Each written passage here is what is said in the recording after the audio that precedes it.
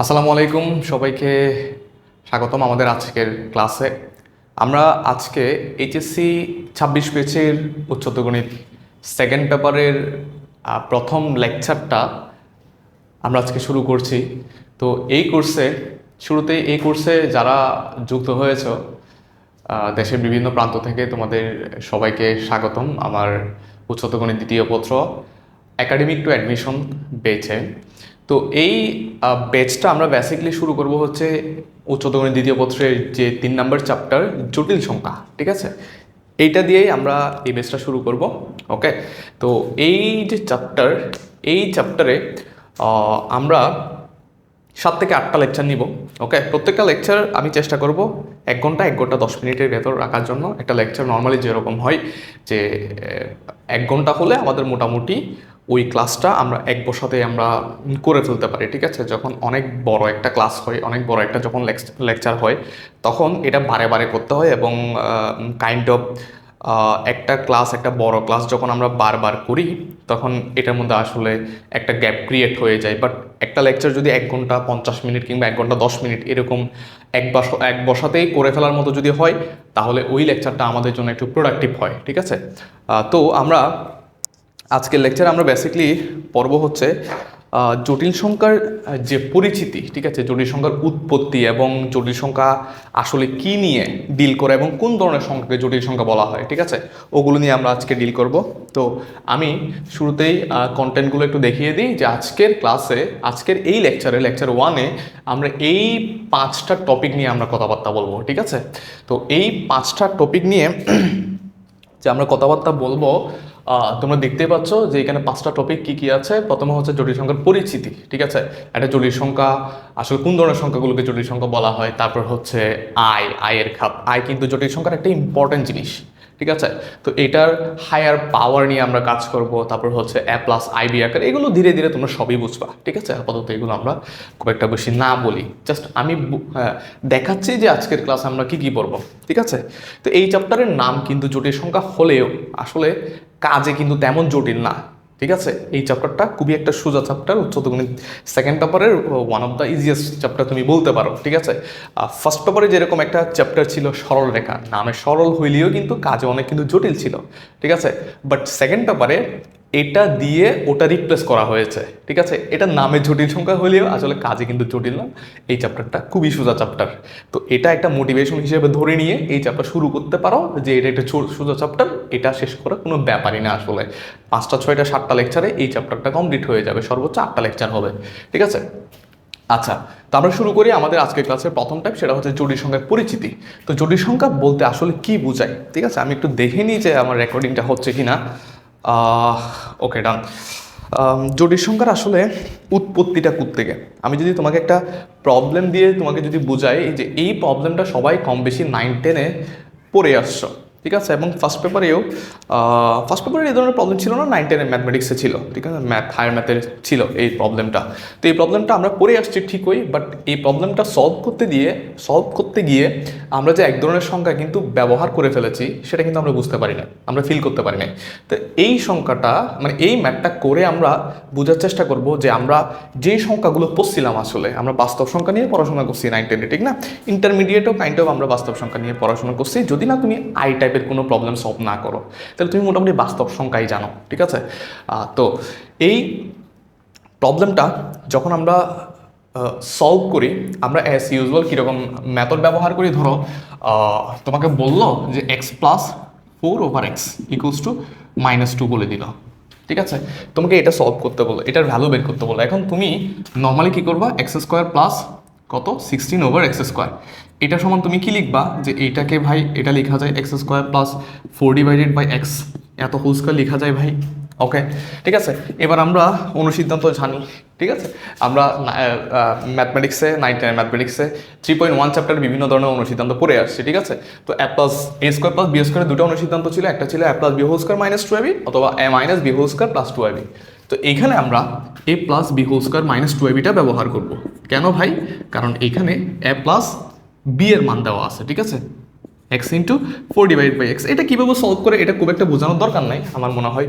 তোমরা যারা first year pass করে আসছো তারা সবাই এই প্রবলেমটা সলভ করতে পারবা, 9-10 যারা পাস করে আসছো। ঠিক আছে, তাহলে এটার ভ্যালু কত ভাই? -2। এটা কিভাবে সলভ করে এটাই আমাদের মূল টার্গেট না, আমাদের মূল টার্গেট হচ্ছে এখানে একটা জিনিস বোঝা, সেইটা হচ্ছে গিয়ে এই যে -4, অর্থাৎ x² + 4/x। ঠিক আছে, এইটা সমান হচ্ছে গিয়ে কত? -4। ঠিক আছে, এখন তুমি ভাই নিজে নিজে একটু চিন্তা করো যে তুমি দুইটা জিনিসের বর্গ করে তাকে যোগ করতেছো এবং তুমি -4 পাচ্ছ। আচ্ছা, আমরা অনেক সময় যখন কোনো একটা জায়গায় নেগেটিভ ভ্যালু আসে কিংবা যখন কোনো একটা ভ্যালু পজিটিভ প্রুফ করতে বলে, তখন আমরা অনেক সময় এটা ব্যবহার করি যে ধরো কোথাও x² + y² আসছে এবং তুমি দাবি করো যে এটা সবসময় পজিটিভ, যে দুটা জিনিসের বর্গ করলে এরা পজিটিভ হবে, আর পজিটিভের সাথে পজিটিভ যোগ করলে এটা অলওয়েজ কী হবে? পজিটিভ হবে, অর্থাৎ এটা >= 0 হবে। এটা হয় পজিটিভ হবে, নাইলে 0 হবে, xy যদি 0 হয়, দুটাই। ঠিক আছে, বাট এখানে তুমি সেম দুটো জিনিস স্কোয়ার করে যোগ করেছো, বাট তোমার মাইনাস আসছে। ঠিক আছে, সেম দুটো জিনিস বর্গ করে তুমি যোগ করেছো, বাট মাইনাস আসছে। তো এই জায়গায় একটু ঘাপলা ক্রিয়েট হয়েছে আমাদের। ঠিক আছে, আমরা প্রবলেমটা সলভ করেছি 9-10, বাট বুঝি নাই যে এখানে দুটা জিনিস যোগ করে, দুটা জিনিস স্কোয়ার করে আমরা যোগ করেছি, বাট আমাদের আসলো -4। ঠিক আছে, তো এটা কেন আসলো? হ্যাঁ, অনেকটা এরকম যে অলরেডি তো আমরা জানি যে বাস্তব সংখ্যার মধ্যে, মানে তুমি রিয়েল নাম্বারের মধ্যে এমন কোনো সংখ্যা পাবা না যাদেরকে যোগ করলে আসলে নেগেটিভ আসে। ঠিক আছে, তাহলে এখানে যাদেরকে তুমি স্কোয়ার করে যোগ করছো তারা হচ্ছে বাস্তব সংখ্যার বাইরে, তারা বাস্তব সংখ্যার মধ্যে নাই। যদি থাকতো তাহলে এখানে অবশ্যই কি আসতো? পজিটিভ আসতো। এখানে অবশ্যই কি আসতো? পজিটিভ আসতো। এখন তুমি বলতে পারো যে ভাই এখানে তো -2 দেওয়া আছে, এটা কোনো ব্যাপার না, যেই সংখ্যাই দেওয়া থাকুক তুমি যদি স্কোয়ার করে যোগ করো এটা অলওয়েজ পজিটিভ আসবে যদি সংখ্যা দুটা নিজেরাই বাস্তব সংখ্যা হয়। ঠিক আছে, তাহলে এখানে আমরা ইনসাইডে কিন্তু জটিল সংখ্যা ব্যবহার করে ফেলেছি, বাট এটা আগে বুঝতে পারি নাই। ঠিক আছে, তো এই চ্যাপ্টারটা এই প্রবলেমটা দিয়ে শুরু করতেছি এই জন্যই, যাতে তুমি অ্যাপ্লিকেশনটা বুঝতে পারো যে জটিল সংখ্যা আমরা কোথায় ব্যবহার করে আসছি এবং এই জটিল সংখ্যা পরে আমরা ইন ফিউচার কোথায় ব্যবহার করব। ঠিক আছে, ওকে। তাহলে এখন এদেরকে আমি বাস্তব সংখ্যা ডিমান্ড করতে পারি না। ঠিক আছে, এরা বাস্তব সংখ্যার বাইরের কোনো এক ধরনের সংখ্যা। ঠিক আছে, এবং এই সংখ্যাগুলোকেই আমরা জটিল সংখ্যা বা কাল্পনিক সংখ্যা বলতেছি। ঠিক আছে, তাহলে আমরা একটা ডিসিশন আসতে পারি যে এখানে যাদেরকে আমরা স্কোয়ার করে যোগ করেছি তারা আসলে বাস্তব সংখ্যার মধ্যে পড়ে না। তাহলে তারা কোন ধরনের সংখ্যার মধ্যে পড়ে? আপাতত আমরা জেনে রাখি যে তারা জটিল সংখ্যা অথবা কাল্পনিক সংখ্যার মধ্যে পড়ে। ঠিক আছে, তো এই ম্যাথটাতে কিন্তু আমরা ওই ধরনের সংখ্যা কিন্তু ইনসাইডে ব্যবহার করেছিলাম, বাট আমরা বুঝতে পারি নাই। ঠিক আছে, এখন আমরা দেখবো যে আরও কয়েকটা এক্সাম্পল দেখি আমরা। ঠিক আছে, তো এই চ্যাপ্টার যে শুরু করব তার আগে একজন বিজ্ঞানীর কথা আসলে না বললেই নয়, তিনি হচ্ছে জেরোলেমো কার্দানো। তার জন্ম ছিল 1501 থেকে 1576 এবং তিনি 1545 সালের দিকে, একজন ম্যাথমেটিশিয়ান। ঠিক আছে, 1545 সালের দিকে যখন তিনি ত্রিঘাত সমীকরণ সমাধান করতে যান তখন আসলে এই ধরনের সংখ্যার অস্তিত্ব পান। ঠিক আছে, যাদেরকে বর্গ করলে আসলে কি হয়? নেগেটিভ হয়। ঠিক আছে, যখন তিনি ত্রিঘাত সমীকরণ সমাধান করতে যাচ্ছে দেখা যাচ্ছে অনেক সময় এই ধরনের সংখ্যা চলে আসে যাদেরকে বর্গ করলে কি হয়? নেগেটিভ হয়। তো ধরো তুমি একটা প্রবলেম, ধরো তুমি একবার ত্রিঘাত সমীকরণ সমাধান করতেছো, তোমার একটা সংখ্যা চলে আসছে যেটার বর্গ হচ্ছে নেগেটিভ। ঠিক আছে, বাট তুমি জানো কিন্তু এই ধরনের সংখ্যা হইতে পারে না, বাট আবার যখন তুমি সলভ করতেছো তখন একই জিনিস চলে আসছে। তো যখন আমরা একটা প্রবলেম একবার ফেস করি তখন আমরা খুব একটা বেশি পাত্তা দিই না, বাট যখন আমরা একটা প্রবলেম বারবার ফেস করব তখন আসলে এই জিনিসের একটা সমাধানের দরকার হয়, যে না একে আমার খুঁজে বের করতে হবে। এমন কি যে একে বর্গ করলে কি হয়ে যাচ্ছে? মাইনাস হয়ে যাচ্ছে। ঠিক আছে, তো এই বিজ্ঞানী সর্বপ্রথম জটিল সংখ্যা সম্পর্কে আইডিয়া দেন। এরপরে আরও অনেক বিজ্ঞানী হচ্ছে জটিল সংখ্যাকে ইলাবোরেট করেন। ঠিক আছে, তার মধ্যে আরেকজন হচ্ছে ম্যাথমেটিশিয়ান বম্বলি। ঠিক আছে, তিনিও জটিল সংখ্যার মধ্যে বেশ কিছু কাজপত্র, মানে বেশ কিছু জিনিসপত্র তিনি আবিষ্কার করেছে জটিল সংখ্যাকে কীভাবে, মানে এই ধরনের সংখ্যাকে আসলে কীভাবে তাদের বীজগণিতগুলো ব্যবহার করতে হয়, মানে যোগ করতে হয়, বিয়োগ করতে হয়, ভাগ করতে হয়, গুণ করতে হয়। ঠিক আছে, এসব কিছু তিনি আবিষ্কার করেন। তারপর বিজ্ঞানী অয়েলার, ঠিক আছে, অয়লারেরও অবদান আছে, তারপর বিজ্ঞানী জেমস আর্গন্ট তারও অবদান আছে। ঠিক আছে, তো এগুলো আমরা ধীরে ধীরে পড়ব। এখন আমরা তাইলে মোটামুটি একটা বেসিক ব্যাপার আমরা বুঝে গেছি যে জটিল সংখ্যা আসলে আমরা আগে পড়ে আসছি, বাট আমরা আসলে কি করতে পারি নাই ভাই, আমরা আসলে বুঝতে পারি নাই যে এই সংখ্যা আসলে কোথায় কাজে লাগে। ঠিক আছে, তো এই ধরনের সংখ্যা আসলে মানে এই যে চ্যাপ্টার, এটা পরে তুমি আসলে এটা কোথায় অ্যাপ্লাই করবা। তো আমরা আসলে ম্যাথমেটিক্স যে পড়ি ক্লাস 11-12 পর্যন্ত, 9-10-11-12 পর্যন্ত আমরা খুব একটা অ্যাপ্লিকেশনগুলো খুব একটা বুঝতে পারি না। ঠিক আছে, তো যখন আমরা হায়ার স্টাডিজে যাই, আমরা অনার্স পড়ি, মাস্টার্স পড়ি, ঠিক আছে, তখন আমরা বুঝতে পারি যে আসলে আমরা যে আগের জিনিসপত্র পড়ে আসছি, ঠিক আছে, এগুলোর আসলে অ্যাপ্লিকেশনটা আমরা বুঝতে পারি, কারণ তখন আমরা অ্যাপ্লিকেশন নিয়ে পড়াশোনা করি। আপাতত তোমাদের কাছে এইগুলো অ্যাবস্ট্রাক্ট মনে হবে যে না, এগুলো আসলে কল্পনা জগতের জিনিস, কোথায় কাজে লাগে, ঠিক আছে, খুব একটা বুঝতে পারি না। ওকে, তো বাস্তবিক অ্যাপ্লিকেশন দেখার জন্য, ম্যাথমেটিক্সের বাস্তবিক অ্যাপ্লিকেশন, রিয়েল অ্যাপ্লিকেশন দেখার জন্য তোমার ওই ফিল্ডে যেতে হবে, মানে এটা যেখানে অ্যাপ্লাই করা হয় ওই ফিল্ডে যেতে হবে, এবং এটার জন্য তোমাকে অনার্স মাস্টার্স পর্যন্ত পড়াশোনা করতে হবে আর কি। ঠিক আছে, আচ্ছা, তো এখন আমরা আরও 3টা ইকুয়েশন সলভ করব। ওকে, প্রথম ইকুয়েশন হচ্ছে x² - 1। বলতে পারো যে ভাই এটা তো একদম সোজা ইকুয়েশন, ঠিক আছে, আমি বলবো এটা তুমি সলভ করো। ঠিক আছে, এরপরে x² + 1 এটাও তুমি সলভ করবা। এরপরে x² - 2x + 4 = 0 এটাও তুমি সলভ করবা। ঠিক আছে, যখন এটা তোমাকে সলভ করতে বলবো, খুবই সোজা। ঠিক আছে, x² সমান এটা কত হবে, 1 হবে, তাহলে x সমান কত হয় ভাই, +-1 হয়। ঠিক আছে, অর্থাৎ x এর মান হচ্ছে একটা +1 আর একটা -1, ভেরি ইজি। ঠিক আছে, বাট যখন তুমি এটা সলভ করতে যাবা যে x² + 1 সমান যদি 0 হয়, তাহলে x এর ভ্যালু কত, তখন দেখো এই যে x² সমান -1, x সমান +-√1, এই যে +-√1, এটা কিন্তু ভাই আসলে সম্ভব না, বাস্তব সংখ্যার মধ্যে এটা পড়ে না। আমি যদি বলি, তোমার যে ক্যালকুলেটরটা আছে না, তুমি জাস্ট ক্যালকুলেটরে √1 দিয়ে দেখো, ম্যাথ এরর আসবে। অর্থাৎ ক্যালকুলেটরে এই ধরনের কোনো নাম্বার সে ডিটেক্ট করতে পারতেছে না।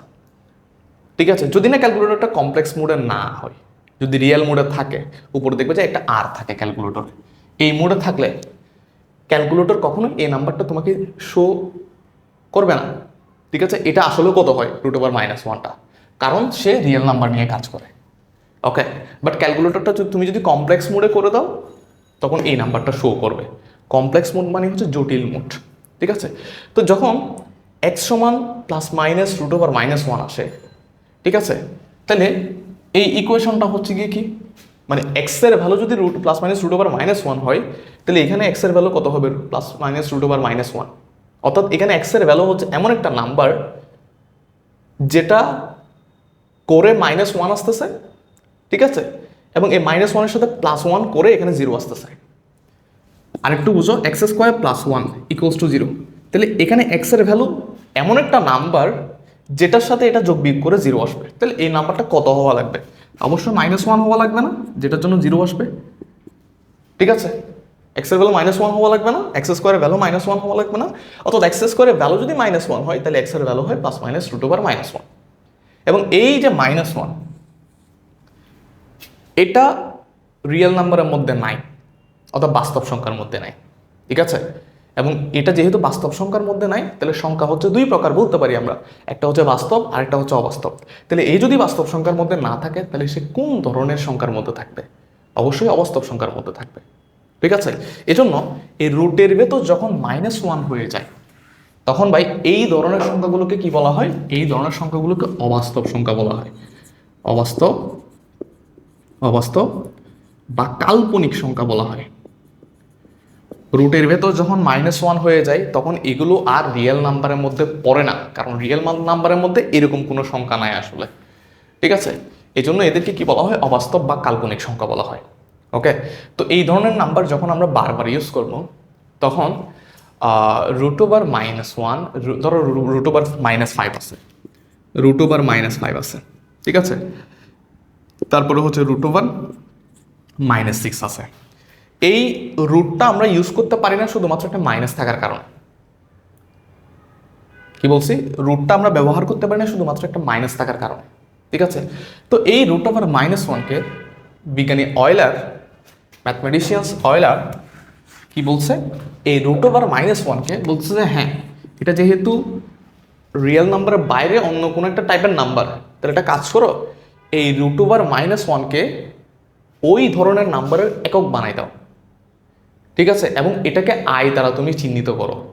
তাহলে এই রুট ওভার -1কে বিজ্ঞানী অয়লার কি ধরেছে? আই ধরেছে। ঠিক আছে? এবং এই আই, এটা কিন্তু নর্মাল আই না। তুমি দেখবা আমি একটু বাঁকা করে কিন্তু লিখছি। এই যে আইটা কিন্তু আমি এভাবে করে লিখছি। ঠিক আছে? কেন এভাবে লিখেছি? কারণ এই আইটা হচ্ছে একটা গ্রিক অ্যালফাবেট। গ্রিক অ্যালফাবেট আছে না, 24টা না কয়টা আছে, ওই আলফা বিটা গামা ডেল্টা। ঠিক আছে? ওই ধরনের অ্যালফাবেটে, মানে ওই গ্রিক অ্যালফাবেটের 9 নাম্বার অ্যালফাবেট হচ্ছে আই। ঠিক আছে? এবং এটার নাম হচ্ছে আইওটা। এটার নাম কি ভাই? এটার নাম হচ্ছে আইওটা। এটাকে কি বলা হয় ভাই? এটাকে আইওটা বলা হয়। ঠিক আছে? তাহলে বাস্তব সংখ্যার বাইরে অন্য কোনো এক ধরনের সংখ্যা হচ্ছে অবাস্তব বা কাল্পনিক সংখ্যা, এবং সেই কাল্পনিক সংখ্যার একক হচ্ছে আই, এবং আই দ্বারা বোঝাই হচ্ছে রুট ওভার -1। ঠিক আছে? একক মানে কি বোঝায়? যেমন ধরো বাস্তব সংখ্যার মধ্যে একক কাকে বলা হয়? 1কে বলা হয়। অর্থাৎ 1 বাস্তব সংখ্যার মধ্যে যেভাবে কাজ করে, ঠিক রুট ওভার -1 বা আই অবাস্তব সংখ্যার মধ্যে ঠিক একই কাজ করে। আমরা কি বুঝতে পারছি? আমরা কি বুঝতে পারছি?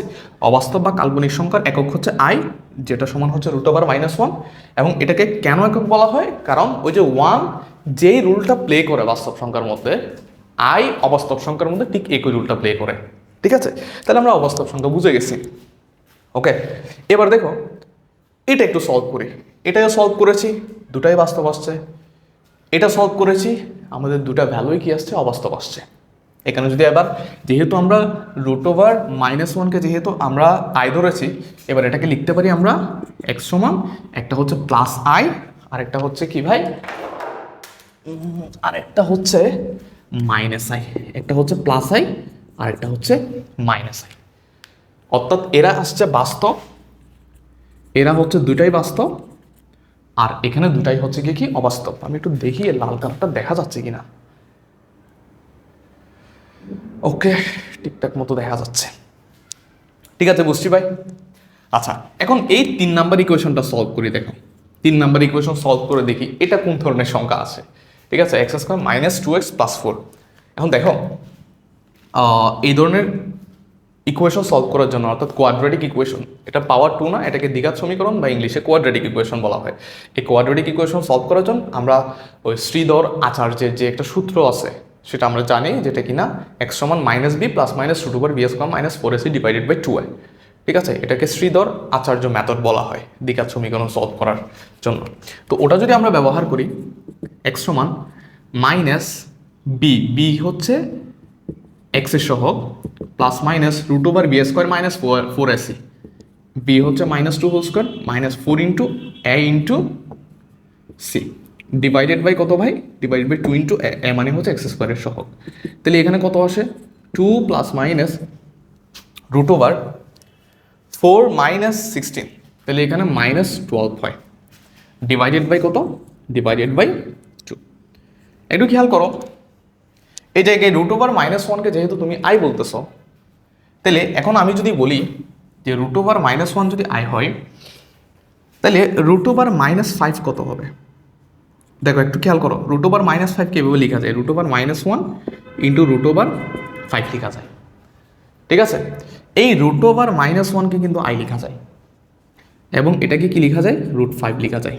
তাহলে এই √5কে আমরা আই √5 লিখতে পারি। ঠিক সিমিলারলি এখানে আমরা একটা কাজ করতে পারি, সেটা হচ্ছে 2 ± √12কে আমরা চাইলে আই √12 লিখতে পারি, এবং √12কে যখন আমরা ফার্দার যখন ভাঙবো তখন আমাদের 2√3 আসবে।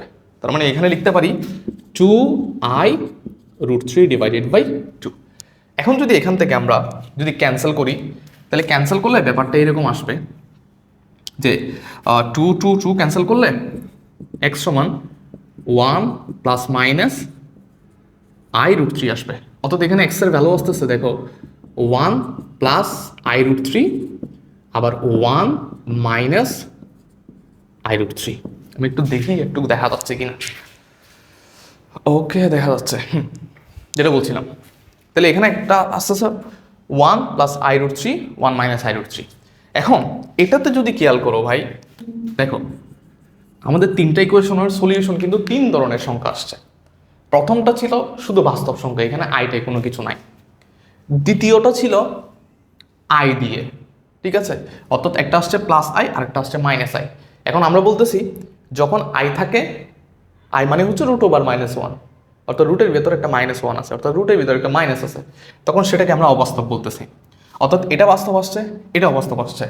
আবার এখানে এমন একটা সংখ্যা, এমন দুটো সংখ্যা চলে আসছে যাদের বাস্তব প্লাস অবাস্তব ফরম্যাটে আছে, ঠিক আছে। যেমন ধরো এই যে ওয়ানটা হচ্ছে বাস্তব, বাট এখানে আই রুট থ্রি, ঠিক আছে, এটা আই রুট থ্রি মানে কি রুট ওভার মাইনাস থ্রি, ঠিক আছে, এটা হচ্ছে অবাস্তব। তাহলে এখানে বাস্তব প্লাস অবাস্তব সংখ্যা চলে আসছে না? যখন একটা সংখ্যা বাস্তব এবং অবাস্তব এই দুটা দিয়েই গঠিত, তখন ওটাকে কি বলা হয় ভাই? জটিল বলা হয়, ঠিক আছে। যখন একটা সংখ্যায় বাস্তব এবং অবাস্তব দুটো পার্ট থাকবে, তখন ওই সংখ্যাটাকে কি বলা হয়? জটিল বলা হয়, ঠিক আছে। তাহলে এটা এখানে এই ওয়ানটা হচ্ছে বাস্তব আর এইটা হচ্ছে অবাস্তব, ঠিক আছে। এবং এই সংখ্যায় যেহেতু এক্স এর এই ভ্যালুতে, অর্থাৎ এই যে সংখ্যা এখানে যেহেতু বাস্তব প্লাস অবাস্তব একসাথে আছে, এবং এই টোটালটাকে কি বলা হয় ভাই? এই টোটালটাকেই জটিল বলা হয়, ঠিক আছে, জটিল সংখ্যা। ওকে, তাহলে আমরা তিনটা সলিউশন দিয়ে তিন ধরনের সংখ্যা বুঝছি, যে আমাদের কাছে বাস্তব সংখ্যা থাকতে পারে, আমাদের কাছে অবাস্তব সংখ্যা থাকতে পারে, আবার আমাদের কাছে জটিল সংখ্যা থাকতে পারে, ঠিক আছে। এখন তুমি দেখো একটা জিনিস ফিল করো, তুমি এই জটিল সংখ্যার মধ্যে কিন্তু বাস্তব আর অবাস্তব দুটাই আছে। যখন কোনো একটা জটিল সংখ্যার মধ্যে এই বাস্তব অংশটা থাকে না, মানে এ ওয়ান যদি না থাকে, জাস্ট আই এর সাথে যদি কোনো কিছু থাকে, তখন এটাকে তুমি বলতেছো অবাস্তব সংখ্যা। আবার এই জটিল সংখ্যার মধ্যে যদি এটা জিরো হয়, মানে অবাস্তব পার্টটা যদি জিরো হয়, তখন এটা হয়ে যাচ্ছে গিয়ে কি? বাস্তব সংখ্যা। অর্থাৎ আমরা বলতে পারি এই বাস্তব অবাস্তব এগুলো আসলে কোত্থেকে আসে? এগুলো আসলে জটিল সংখ্যা থেকেই আসে। বুঝছি ব্যাপারটা আমরা, যে বাস্তব আর অবাস্তব এগুলো হচ্ছে জটিল সংখ্যার স্পেশাল কেস। একটা জটিল সংখ্যা যখন বাস্তব জিরো হয়, তখন আমরা বলি যে সেটাকে অবাস্তব। আর যখন সরি একটা জটিল সংখ্যা, হ্যাঁ, একটা জটিল সংখ্যা যখন বাস্তব জিরো হয়, তখন সেটাকে বলি আমরা অবাস্তব। আর যখন অবাস্তব জিরো হয়, তখন সেটাকে বলি আমরা বাস্তব। ওকে, তাহলে আমরা এই তিনটা প্রবলেম করে মোটামুটি একটা সিদ্ধান্তে আসতে পারি যে সংখ্যা বলতেই আসলে আমরা জটিল সংখ্যাকে বুঝি, ঠিক আছে। সংখ্যা বলতেই দেখো, বাস্তব সংখ্যা থেকে আমরা অবাস্তব সংখ্যায় গেছি, এরপর আমরা জটিল সংখ্যায় গেছি। ওকে, অর্থাৎ সংখ্যা বলতেই আমরা বুঝবো কি ভাই? সংখ্যা বলতেই আমরা বুঝবো জটিল সংখ্যা, ঠিক আছে। এই জটিল সংখ্যা থেকে দুইটা কেস আসতে পারে। ওকে, একটা হচ্ছে গিয়ে কি, যখন অবাস্তব জিরো হয়, কোনো একটা জটিল সংখ্যার অবাস্তব অংশ যদি জিরো হয়, তাহলে সেটাকে বাস্তব বলা হয়। আর যখন বাস্তব অংশ জিরো হয়, জাস্ট অবাস্তব অংশ থাকে, তখন সেটাকে কি বলা হয় ভাই? অবাস্তব বলা হয়। আর বাস্তব সংখ্যার এই যে ক্লাসিফিকেশন, এটা তোমরা একদম 19 একটা চার্ট ছিল না বড়, হ্যাঁ, সেটা তোমরা পড়েছো, ঠিক আছে। ওখানে বাস্তব সংখ্যার মধ্যে আমরা মূলত সংখ্যা জানি, অমূলত সংখ্যা জানি। আবার মূলত সংখ্যার মধ্যে আমরা দুই ধরনের সংখ্যা জানি, একটা হচ্ছে কি পূর্ণ সংখ্যা আর একটা হচ্ছে ভগ্নাংশ সংখ্যা। পূর্ণ সংখ্যার মধ্যে আবার তিনটা সংখ্যা, ধনাত্মক, শূন্য, ঋণাত্মক, ঠিক না? আশা করি তাইলে এ ব্যাপারটা ক্লিয়ার। এখন এই জটিল সংখ্যার সেটকে মোটামুটি এই জটিল সংখ্যার যে সেট, সেটাকে এইভাবে প্রকাশ করা হয়, সি দ্বারা প্রকাশ করা হয়, ঠিক আছে। এবং এই বাস্তব সংখ্যার সেটকে আর দ্বারা প্রকাশ করা হয়, এবং এই অবাস্তব সংখ্যার সেটকে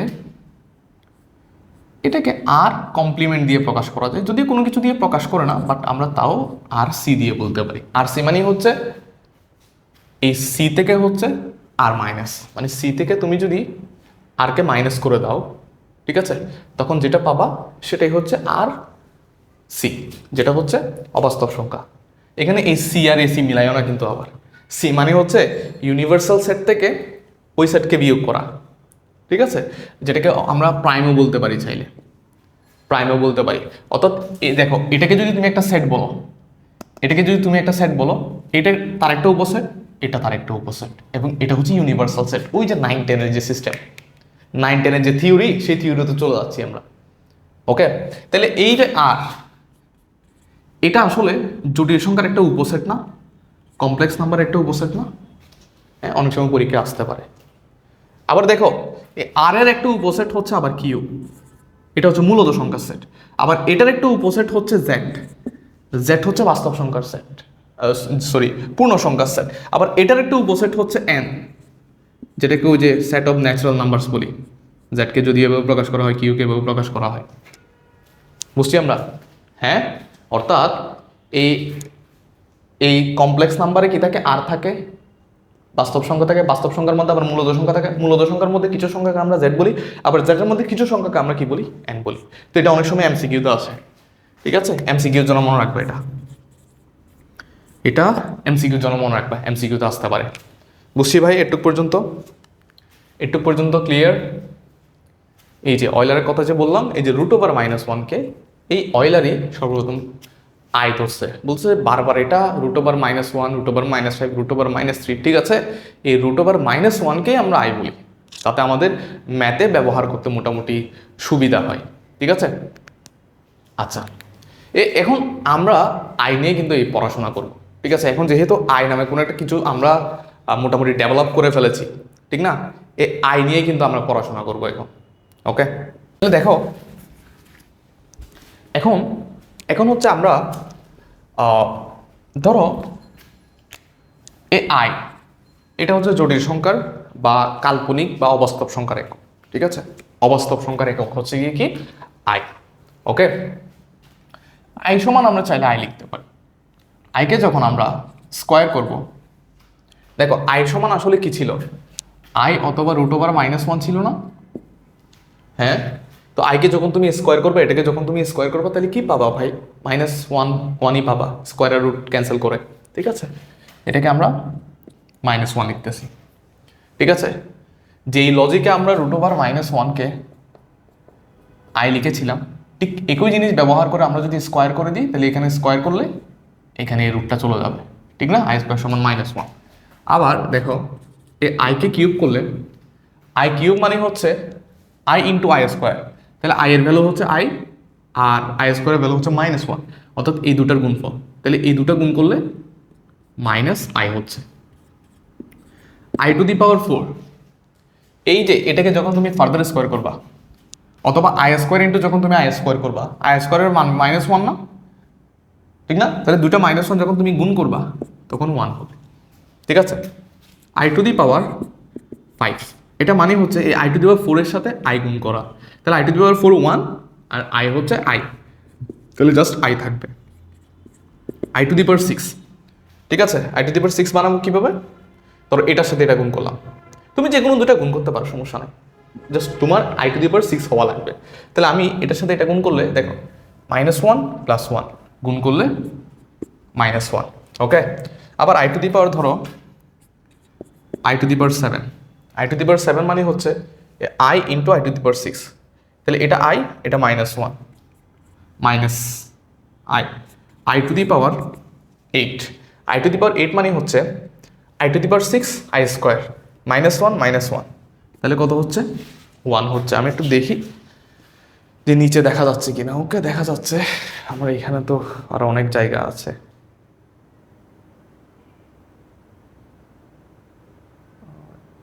ব্রাইটনেসটা ওকে। ও দাঁড়াও, একটু জুমে দিই। আচ্ছা, এখন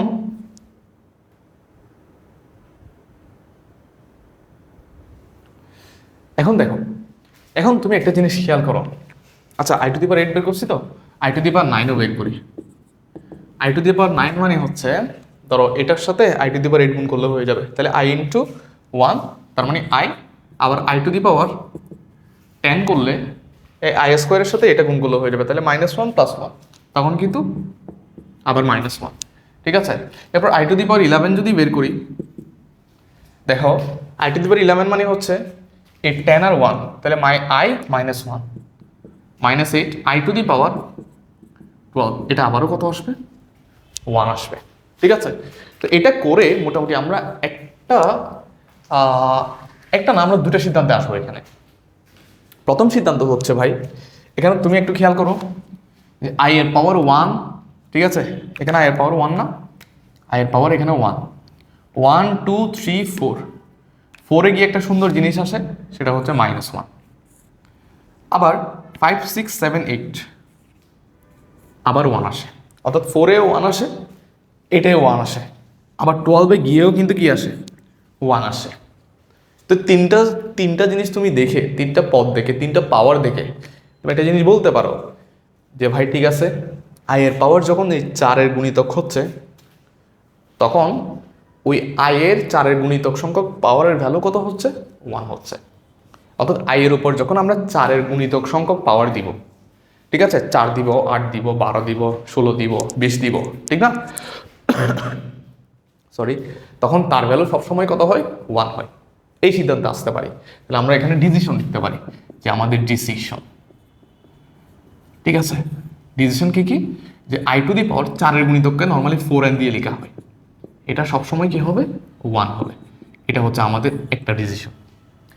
আরও একটা ডিসিশন হচ্ছে, দেখো একটু খেয়াল করো ভালো করে, যে আই টু দি পাওয়ার 1 2 3 4, এই আয়ের 4টা ক্রমিক সংখ্যক পাওয়ার তুমি যদি যোগ করো, দেখো এটা এটা এটা এটা, তুমি যদি যোগ করো তাহলে আই -1 1, কাটাকাটি গিয়ে কত আসবে? 0 আসবে। আমি কি বুঝাইতে পারছি? যে আই টু দি পাওয়ার 1 2 3 4, অর্থাৎ পাওয়ার যখন ক্রমিক 4টা সংখ্যা হয়ে যাবে, তখন তাদেরকে যখন তুমি অ্যাড করে দিবা, তখন এরা পরস্পর কাটাকাটি গিয়ে ডান পাশে কি আনবে? 0 আনবে। আবার দেখো এখানেও সেম কাহিনী, যে আই -1 -i +1, এই 1 আর -1 ক্যান্সেল যাবে, আই ক্যান্সেল যাবে, তাহলে সেক্ষেত্রে কত আসবে? 0 আসবে। আবার এ আই -1 -i +1, তখনও 0 আসতেছে, ঠিক আছে। আবার তুমি এই সুন্দর 4টা না নিয়ে তুমি মাঝখান থেকে নাও, ঠিক আছে, যে কোনো 4টা নাও। দেখো আমি এখান থেকে নিই, ধরো এখান থেকে, এই যে এখান থেকে এই 4টা নিই, এই 4টা নিই, -i 1 +i -1, তাহলে এই দুটো কাটা যাবে, এই দুটো কাটা যাবে, তখনও 0 আসতেছে না? হ্যাঁ, আগে 1 4 নিয়েছিলাম, 5 8 নিয়েছিলাম, 9 12 নিয়েছিলাম, ঠিক না? এখন দেখো, এখন আমরা যে কোনো মাঝখান থেকে র্যান্ডমলি আমরা 4টা নিছি, বাট 4টা ক্রমিক সংখ্যা 3 4 5 6, তখন কত আসে? তখনও 0 আসে।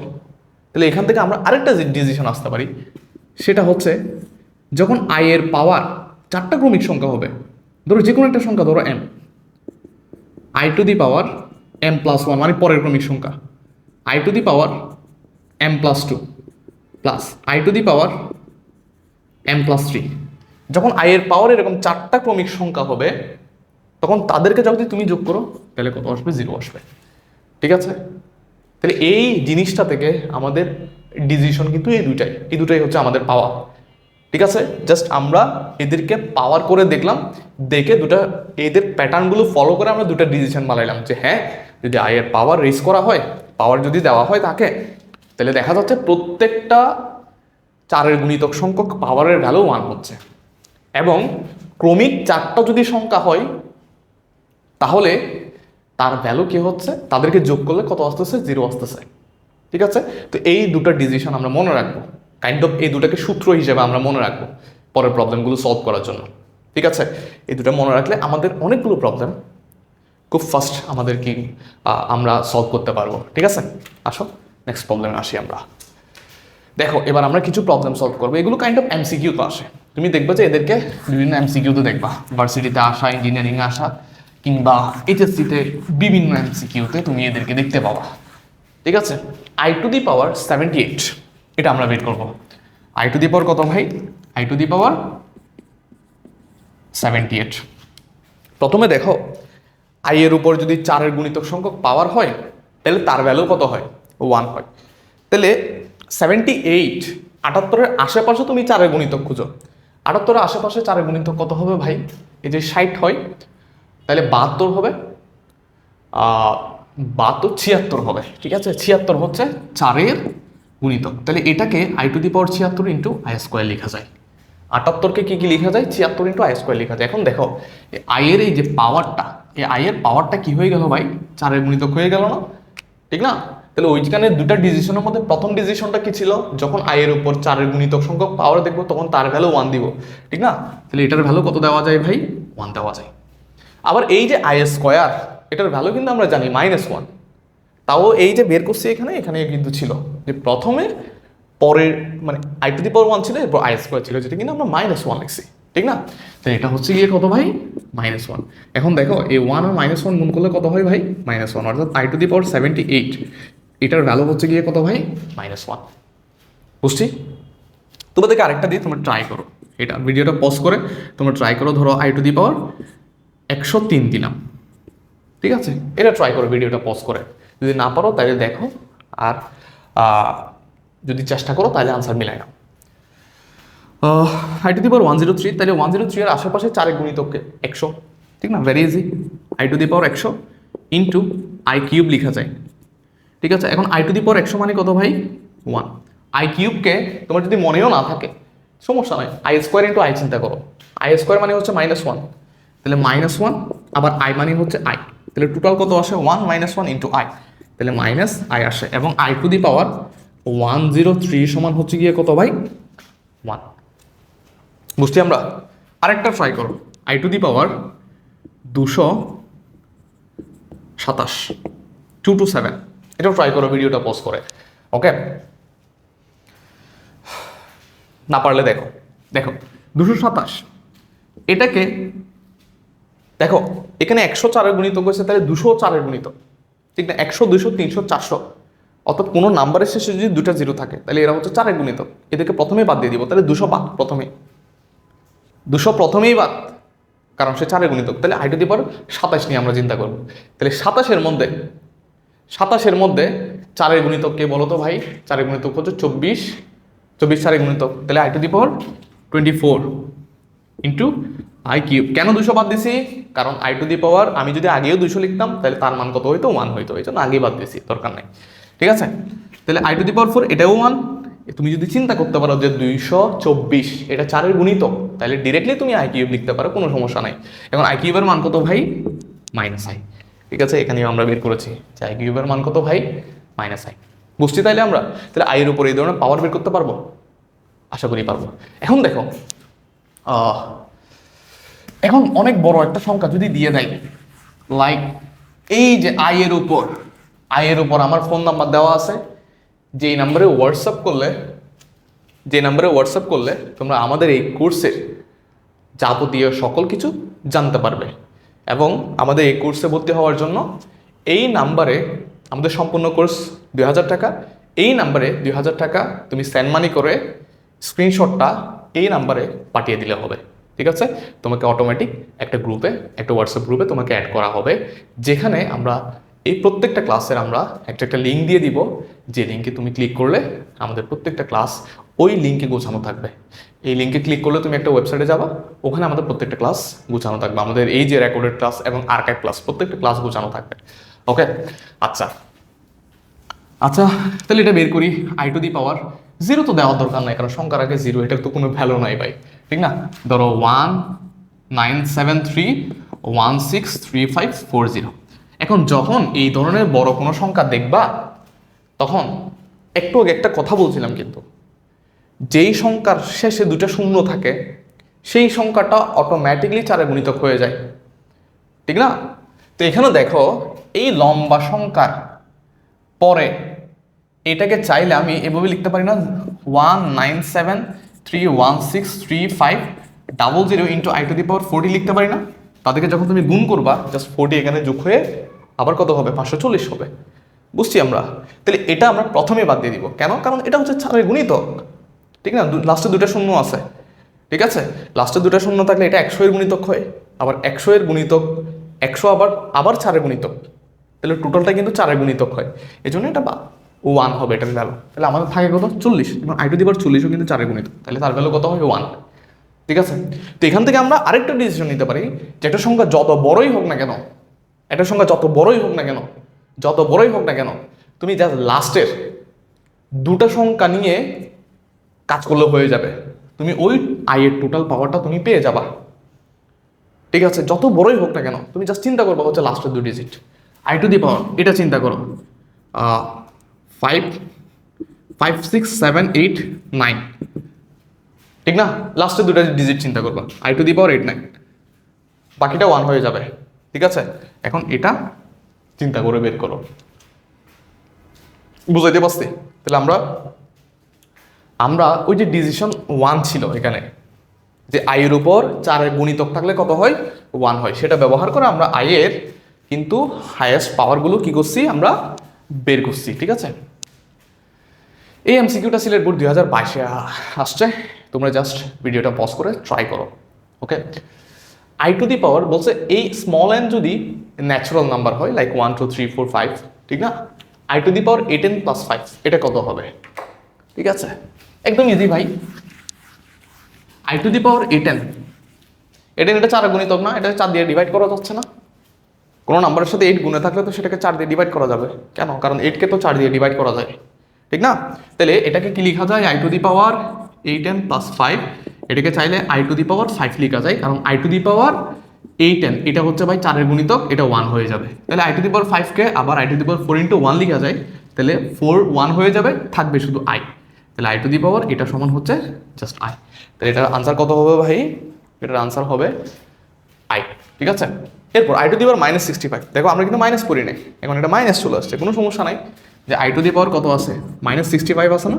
তুমি জাস্ট চিন্তা করো, এটাকে 1 divided by i to the power 65 লেখা যায় না? অবশ্যই লেখা যায়। এখন তুমি কি করবা, দেখো 1 divided by i to the power 65-এর মধ্যে 65-এর আশেপাশে 4-এর গুণিতককে 64 না, তাহলে 64 বাদ দিয়ে দাও, কারণ ওটা 1। তাহলে শুধুমাত্র কি থাকে, আই থাকে 1 ডিভাইড বাই আই। বাট এখানে তো 1 ডিভাইড বাই আই নাই, টেনশনের কোনো কারণ নাই। দেখো জাস্ট তুমি উপরে একটা আই নিচে একটা আই গুণ করে দাও, উপরে একটা আই নিচে একটা আই গুণ করে দিলে তাহলে এখানে কত হয় ভাই, উপরে আই নিচে আই গুণ করে দিলে আই স্কোয়ার। এখন দেখো উপরে আই নিচে হচ্ছে আই স্কোয়ার সমান 1, তাহলে টোটাল কি থাকে, -i। টোটাল কি থাকে, -i। ঠিক আছে, টোটাল কি থাকে, -i। ওকে, আচ্ছা। তো এই প্রবলেমগুলো তোমার যদি এমসিকিউতে যদি আসে, তাহলে একটা কাজ করা যায়, আয়ের পাওয়ার যদি আসে এরকম হাইয়েস্ট পাওয়ার যদি আসে, তুমি যদি এভাবেও না পারো, তাহলে যে তোমার যে ক্যালকুলেটর আছে, তুমি চাইলে এই ক্যালকুলেটর দিয়ে করতে পারবা। তোমার যদি ES+ ক্যালকুলেটর থাকে তাহলে তুমি এটা করতে পারবা। ঠিক আছে, আমি এই জটিল সংখ্যার উপর আলাদা একটা ক্যালকুলেটর সিরিজ বানাবো, যেটাতে আমি তোমাকে দেখাবো যে এই জটিল সংখ্যার প্রবলেমগুলো কীভাবে আসলে ক্যালকুলেটর দিয়ে সলভ করা চাই। ঠিক আছে, আমি আলাদা একটা ভিডিও বানাবো। ওকে, আচ্ছা। আমাদের এখানে আমার যদি এখানে ক্যালকুলেটর আছে, বাট আমি যদি বারবার ক্যালকুলেটরে দেখাতে যাই, আমার এখানে ক্যালকুলেটর আছে, ঠিক আছে, বাট আমি যদি তোমাকে বারবার ক্যালকুলেটর দেখা যায়, এটা তো ভিডিওতে খুব একটা দেখা যাচ্ছে না মনে হয়, খুব একটা দেখা যাচ্ছে না। এই জন্য আমার বারবার ফ্রেমটা কি করা লাগবে, অ্যাডজাস্ট করা লাগবে, যেটা একটু ঝামেলার ব্যাপার। এই জন্য আমি আলাদা করে তোমাদেরকে আরেকটা ভিডিওতে এটা দেখাই দিব। ঠিক আছে, আচ্ছা। এই প্রবলেমটা রাজশাহী বোর্ড 2022-এ আসছে। ঠিক আছে, এটা ইঞ্জিনিয়ারিংও আসছে। ওকে, ইঞ্জিনিয়ারিং এরকম একটা এমসিকিউ আসছে, √3 × √1, এটা কত হবে? ঠিক আছে, এখন √3 × √1 ভালো করে খেয়াল করো। ঠিক আছে, প্রথমে তুমি কি করে ফেলবা, তোমার যদি জটিল সংখ্যার কনসেপ্ট যদি না থাকে, তাহলে তুমি কি করে ফেলবা, যে ভাই √, এটাকে -3 × -1 লেখা যায়, √3 লেখা যায়। ঠিক আছে, এটা আসলে কি হয়েছে? এটা হয় নাই। কেন হয় নাই? কারণ দেখো, এই √a × √b সমান √ab তুমি তখনই লিখতে পারবা যখন এই a এবং b এই দুটা সংখ্যা যখন বাস্তব সংখ্যা হবে। ঠিক আছে, এরা যখন কি হবে, অথবা এই যে এটা আর এটা যখন বাস্তব হবে, এই দুটা কি হবে, বাস্তব হবে। এরা অবাস্তব হইলে কিন্তু তুমি ডিরেক্টলি √ab লিখতে পারবা না। ঠিক আছে, এটা শুধুমাত্র তখনই সম্ভব যখন কিনা এটা কি হয়, বাস্তব হয়। ঠিক আছে, আমরা যে 9 10-এ পড়ে আসছি না, এর সূচকের বিভিন্ন সূত্র পড়ে আসছি না, ওখানে কিন্তু তুমি 9 10-এর বইগুলো দেখবা যে ওখানে কিন্তু কিছু পাশে কিছু কন্ডিশন দেওয়া থাকে। লাইক যেগুলো তোমরা হচ্ছে খুব একটা পড়ো না, ঠিক আছে, যে ধরো a two the power n into a two the power n সমান a টু দি পাওয়ার কত হয় m প্লাস n না, এই ধরনের সূত্রগুলোতে আর কি বিভিন্ন সূত্র, লগের সূত্র, তারপর হচ্ছে রুট রিলেটেড বিভিন্ন সূত্র, এগুলোর পাশে কিন্তু কিছু কন্ডিশন দেওয়া থাকে যে এটা এরকম হবে না, এটা এরকম হবে না, ঠিক না? তো সেরকমই এই root over a into root over B সমান রুট ওভার এ বি তখনই লেখা যাবে এই যখন এই root over a root over B এগুলো যখন নিজেরাই বাস্তব হবে, ঠিক না? এরাও বাস্তব হলে কিন্তু এরকম লেখা যায় না, ঠিক আছে? তাহলে এটা কীরকম লিখতে হবে,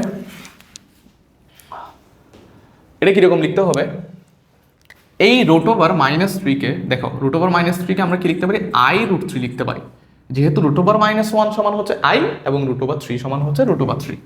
আবার এটাকে কি লিখতে পারি, i লিখতে পারি। এখন দেখো i গুণ করলে i² ইন্টু √3, তাহলে এটাকে √3 জাস্ট -√3 লিখতে পারি আমরা, i² সমান কত, -√3, ঠিক আছে? তাহলে এটা সমান যদি এটা হয় তাহলে আমাদের এখানে কোনটা সঠিক, -√3, ঠিক আছে? তাহলে এখানে ওয়েট, হ্যাঁ, তাহলে এখানে সঠিক কোনটা ভাই, সঠিক হচ্ছে -√3। তো এটা দিয়ে তুমি কিন্তু সুন্দর একটা জিনিস প্রমাণ করে ফেলতে পারো চাইলে, যেমন ধরো হ্যাঁ, এটা চাইলে তুমি একটা ট্রিক্স হিসেবে ব্যবহার করতে পারো, অনেকেই কিন্তু এটা ধরতে পারবে না, যাদের জটিল সংখ্যা পড়া নাই তারা কিন্তু খুব একটা ধরতে পারবে না এই জিনিসটা, ঠিক আছে? যে এই যে -√3 আসছে না, ধরো এই যে রুট ওভার -1, ঠিক আছে, root over -1 into root over ধরো -1, এটা সমান রুট ওভার -1 ইন্টু -1, তাহলে কত লেখা যায়, রুট ওভার 1 লেখা যায়। আবার যখন তুমি এখানে i চিন্তা করবা, root over -1 into root over -1 এ i ইন্টু i, ঠিক আছে, তখন কিন্তু i আর i গুণ করে কত হবে, i², তখন কিন্তু -1। তাহলে এটার ভ্যালু একবার আসছে 1, আবার সেম জিনিসটার ভ্যালু একবার আসছে -1, তাহলে আমরা +1 সমান কি লিখতে পারি, -1 লিখতে পারি না? সুন্দর একটা প্রমাণ না? হ্যাঁ, তো এটা তো ভাই হইতে পারে না যে +1 আর -1 তো সমান হইতে পারে না। তো এখানে কোন ভুলটা আসলে হয়েছে, ওই যে এখানে যে ভুলটা বলছিলাম আমরা, ঠিক আছে, সেখানে সেটাই কিন্তু হয়েছে এখানে, এই যে এই জায়গায় এটা আসলে ভুল হয়েছে, ঠিক আছে? সঠিক কোনটা, সঠিক হচ্ছে -1, মানে এভাবেই করলে এটার ক্ষেত্রে কত আসতো, -1 আসতো, ঠিক আছে? বুঝছি আমরা, আই হোপ সেটুকু বুঝছি, ঠিক আছে? এরপর আমরা বেশ কিছু ধারা সলভ করার চেষ্টা করব, ঠিক আছে? আমরা যখন আয়ের ঘাত পড়ছিলাম, ঠিক আছে, আয়ের ঘাত যখন আমরা পড়ছিলাম এখানে, তখন আমরা দুইটা ডিসিশন পাইছিলাম, ঠিক না? একটা হচ্ছে আয়ের উপর পাওয়ার যখন 4-এর গুণিতক দিব তখন তার ভ্যালু 1 আসবে, আরেকটা হচ্ছে আয়ের ক্রমিক পূর্ণ সংখ্যক 4টা পাওয়ার যোগ করলে কত আসবে, 0 আসবে। এই যে 2 নম্বর ডিসিশন, আয়ের ক্রমিক পূর্ণ সংখ্যক 4টা পাওয়ার যোগ করলে যে 0 হয়, সেটা ইউজ করে আমরা এই প্রবলেমগুলো সলভ করবো, ঠিক আছে? প্রথম প্রবলেম দেখো, i plus i² plus i³ i to the power কত, 8, এটা আমরা ভাই যোগ করবো, ঠিক আছে? দেখো তোমাকে বলছি আয়ের পাওয়ার 4টা ক্রমিক সংখ্যক যদি কি থাকে তখন তার ভ্যালু 0 হয়।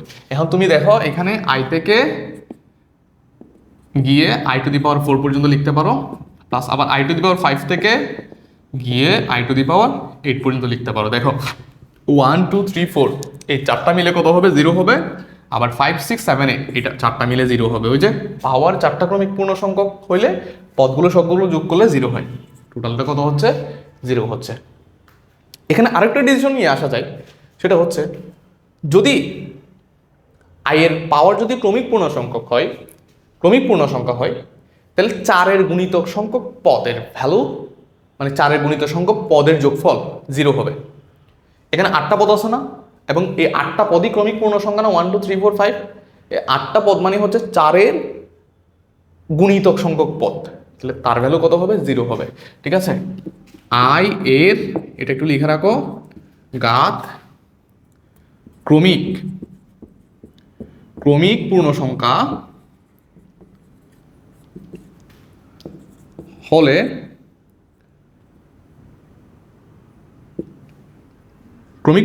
হলে আয়ের ঘাত ক্রমিক পূর্ণ সংখ্যা হলে 4-এর গুণিতক সংখ্যক পদের সমষ্টি বা যোগফল ইকুয়ালস টু 0। ঠিক আছে, এটাও তোমরা একটু লিখে রাখতে পারো। ঠিক আছে, ওকে ওকে, ঠিক আছে, সব কিছু ঠিকঠাক মতো চলছে। ওকে, বুঝছি। এরপরে তোমরা চাইলে এটা ট্রাই করতে পারো। ঠিক আছে, 2 নম্বরটা ট্রাই করতে পারো, ভিডিওটা পজ করে 2 নম্বরটা ট্রাই করো। I plus i square plus I cube, এভাবে যেতে যেতে কত ভাই, আই টু দি পাওয়ার 24। এটা আমরা বের করার চেষ্টা করব। তাহলে এখানে কয়টা পদ, 1 2 3 4 করে 24টা পদ না? তাহলে 24 সংখ্যক যে পদ, এটা হচ্ছে 4-এর গুণিতক সংখ্যক পদ। তাহলে ডিরেক্টলি আমি কত লিখে দিব ভাই, 0 লিখে দিব। ঠিক আছে, যদি 4-এর গুণিতক সংখ্যক পদ যদি না থাকে তাহলে আমরা বানিয়ে তাকে 0 লিখব। যদি না থাকে তাহলে আমরা বানিয়ে 0 লিখব, তাতে করে আমাদের সুবিধা হয়। ঠিক আছে, দেখো এই যে পরেরটা দেখো। ঠিক আছে, এই যে পরেরটা কত কত পর্যন্ত ভাই, এই পরেরটা হচ্ছে আই কিউব করে করে কত পর্যন্ত ভাই, আই টু দি পাওয়ার 7 পর্যন্ত। খেয়াল করো, এখানে কিন্তু 7টা পদ আছে। তাহলে আমি বলছি 8টা পদ হলে 0 হবে, অথবা 12টা পদ হলে 0 হবে, 4-এর গুণিতক সংখ্যক পদ হলে 0 হবে, ঠিক না? তাহলে এখানে আমি ইচ্ছা করে দেখো, এখানে আই টু দি পাওয়ার 8 লিখে একটা আই টু দি পাওয়ার 8 বিয়োগ করে দিই। কোনো প্রবলেম আছে ভাই? কোনো প্রবলেম নাই। ঠিক আছে, এটা মানে হচ্ছে এখান থেকে একটুকু আসলেই, ঠিক না? জাস্ট একটা এক্সট্রা এনে আরেকটা বিয়োগ করে দিছিলি। এখন এটা পুরাটার ভ্যালু কত, 0 মাইনাস এটার ভ্যালু কত, আই টু দি পাওয়ার 8। তাহলে আই টু দি পাওয়ার 8 কত, 4-এর গুণিতক সংখ্যক পাওয়ার না, 1 হবে। তাহলে মাইনাস জাস্ট 1 থাকে, এটাই হচ্ছে এটার আনসার। বুঝছি? তাহলে যদি না থাকে তাহলে আমরা বানাই নিব, যদি না থাকে তাহলে আমরা কি করব ভাই, বানাই নিব। ওকে, ও এটাও করতে পারি চাইলে। দেখো আয়ের উপর 10 আছে, ঠিক না? তাহলে তুমি 8টাকে 0 বানাই, 8টাকে 0 বানাই, বাকিটাকে কি করতে পারো, i to the power 1, i to the power 2 plus i to the power 3, এভাবে যেতে যেতে আই টু দি পাওয়ার 10 না? তাহলে তুমি 8টাকে 0 বানাই ফেলো, 1 থেকে 8 পর্যন্ত নিয়ে 0 হয়ে যাবে। তাহলে বাকি কি কি থাকে, 9 আই টু দি পাওয়ার 10, এই দুটো বের করলেই হয়ে যাবে। আই টু দি পাওয়ার 9 মানে হচ্ছে 8-এর জন্য 1 হয়, জাস্ট আই বাকি থাকে। 8-এর জন্য 1 হয়, আই স্কোয়ার বাকি থাকে, আই স্কোয়ার সমান -1, ঠিক না? এটাই হচ্ছে এই পদের মানে এই ধারার যোগফল। ঠিক আছে, এরপর আই টু দি পাওয়ার 1023, 1023 কীভাবে বের করবো, 1023 কীভাবে বের করবো, দেখো just same i to the power কত, 1023। তাহলে 1024 হইলে কিন্তু আয়ের গুণিতক হয়, এই জন্য আমরা প্লাস 1000 আই টু দি পাওয়ার 1024 করে সেটাকে আবার বিয়োগ করে দিব যাতে ব্যালেন্স হয়, আই টু দি পাওয়ার 1024 করে দিব। ঠিক আছে, এখন দেখো এই যে এখান থেকে একটু পর্যন্ত এটা 0 হয়ে যাবে না? তাহলে এটা 0, তারপর কি থাকে, মাইনাস আই টু দি পাওয়ার 1024। ঠিক আছে, তাহলে কত থাকে, আই টু দি পাওয়ার 1024 সমান হচ্ছে 1। ঠিক আছে, জাস্ট কত থাকে, -1 থাকে, এবং এটাই হচ্ছে এই ধারার যোগফল। ঠিক না? তাহলে এইভাবে যদি ক্রমিক সংখ্যক যদি পদ থাকে, ঠিক না, মানে পাওয়ার যদি ক্রমিক সংখ্যক হয় একটা ধারার আয়ের পাওয়ার, তখন আমরা 4-এর গুণিতক সংখ্যক পদকে 0 বানিয়ে কিন্তু ওই ধারাটার যোগফল খুব ইজিলি আমরা বের করে ফেলতে পারি। বুঝতে পাইলে? এবার এটা একটু ট্রাই করো, একদমই ইজি। তুমি 4টা পদকে কি বানাই ফেলবা, 0 বানাই ফেলবা। 5 6 7 8 এদেরকে যোগ করলে 0, তাহলে আই টু দি পাওয়ার 9 থাকে। আই টু দি পাওয়ার 9 মানে কত ভাই, i to the power 8 × 1, i to the power 1। তাহলে আই টু দি পাওয়ার 8 1 হয়ে যায়, জাস্ট কি থাকে, আই থাকে। এটা তো মুখে মুখেই হয়ে যায়, এসব কিছু তো মুখে মুখেই হয়ে যায়। হ্যাঁ, ওর কেন, হ্যাঁ এটা এটা হয়তো ভুল হয়েছে, এখানে মিস্টেক হয়েছে। ঠিক আছে, এটা মনে হয় এটা তুলেছে, বাট এগুলো চেঞ্জ করতে ভুলে গেছে যে টাইপিং করছে আর কি। আচ্ছা, বাট এটা কত হবে, এটা জাস্ট আই হবে। ওকে, আচ্ছা, এটা সমান, এটা কৃষিগুচ্ছতে আসছে, 20-21 আসছে। 2i স্কোয়ার সমান যদি -2 হয়, তাহলে এটা চেষ্টা করো তোমরা এখান থেকে, এটা মানে হচ্ছে আই এর ভ্যালু -1 জাস্ট। ঠিক আছে, এটা তোমাকে বের করতে বলছে, জাস্ট চেষ্টা করবা, স্কিপ করো, পজ করো ভিডিওটা, ট্রাই করো। ওকে, ট্রাই করলে আশা করি পারবা, এটার ভ্যালু হবে -1। ঠিক আছে, এরপরে আমরা a প্লাস আইবি আকারে আসি। আচ্ছা, এবার দেখবো হচ্ছে আমরা a প্লাস আইবি আকার। ঠিক আছে, এখন আমরা তো জটিল সংখ্যা মানেই বুঝছি যে একটা স্ট্যান্ডার্ড জটিল সংখ্যাতে একটা অবাস্তব অংশ থাকে আর একটা বাস্তব অংশ থাকে, অর্থাৎ এই বাস্তব আর অবাস্তব অংশ নিয়েই কিন্তু একটা জটিল সংখ্যা গঠিত। ঠিক আছে, তো একটা জটিল সংখ্যাকে ধরো 2 প্লাস √3i। এই অংশটাকে কি বলি আমরা? বাস্তব বলি। আর এই অংশটাকে আমরা কি বলি? অবাস্তব। অর্থাৎ যার সাথে আই লাগানো থাকে সে কিন্তু অবাস্তব হয়। ঠিক আছে, তো এই জটিল সংখ্যাটাকে নর্মালি জেড দ্বারা প্রকাশ করা হয়। এটা জটিল সংখ্যা কি দ্বারা প্রকাশ করা হয় ভাই? জেড দ্বারা প্রকাশ করা হয়। তো আমরা বাস্তব অংশকে যদি এ বলি আর অবাস্তব অংশকে যদি আমরা √3i বলি, তাহলে সেক্ষেত্রে আমরা আই বি লিখতে পারি, যেখানে √3 হচ্ছে অবাস্তব। কেন? কারণ তার সাথে আই আছে। ঠিক আছে, তো একটা জটিল সংখ্যা নর্মালি এভাবেই কিন্তু লেখা হয়। এটা হচ্ছে একটা স্ট্যান্ডার্ড জটিল সংখ্যা লেখার ফরম্যাট। ঠিক আছে, একটা জটিল সংখ্যা সবসময় a + ib থাকে। এখন a + ib ফরম্যাটে যখন এই এটা যখন 0 হয়, ঠিক আছে, এই এটা যখন 0 হয়, বাস্তব বা a0 বলে ওই জটিল সংখ্যাকে বলা হয়, এই জেডকে বলা হয়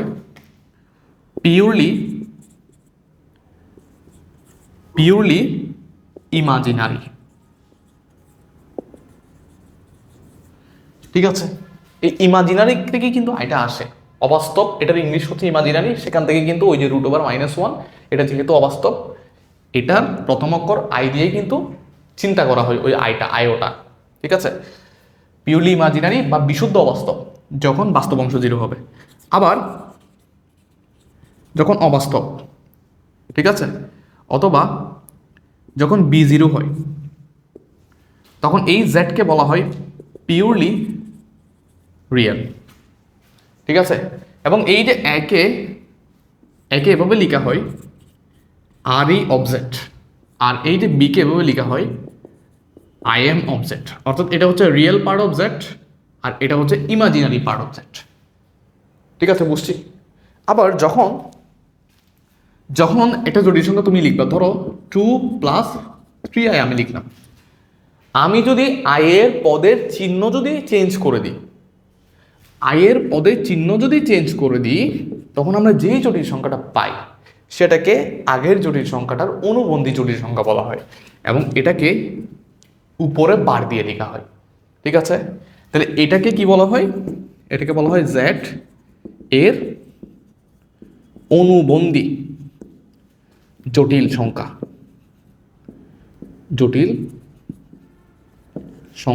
এই অনুবন্ধী কথার অর্থ হচ্ছে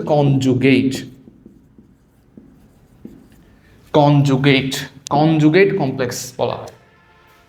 ঠিক আছে, বুঝছি। তাইলে একটা জটিল সংখ্যার মাঝখানে যদি আয়ের যদি চিহ্ন চেঞ্জ করে দিই, তাহলে যেই নতুন জটিল সংখ্যাটা পাবো সেটাকে আগের জটিল সংখ্যাটার কনজুগেট বলা হয়। ঠিক সেমভাবে তুমি যদি আরেকটা জটিল সংখ্যা তুমি যদি নাও, ধরো আমি যদি আরেকটা জটিল সংখ্যা নিই, লাইক ধরো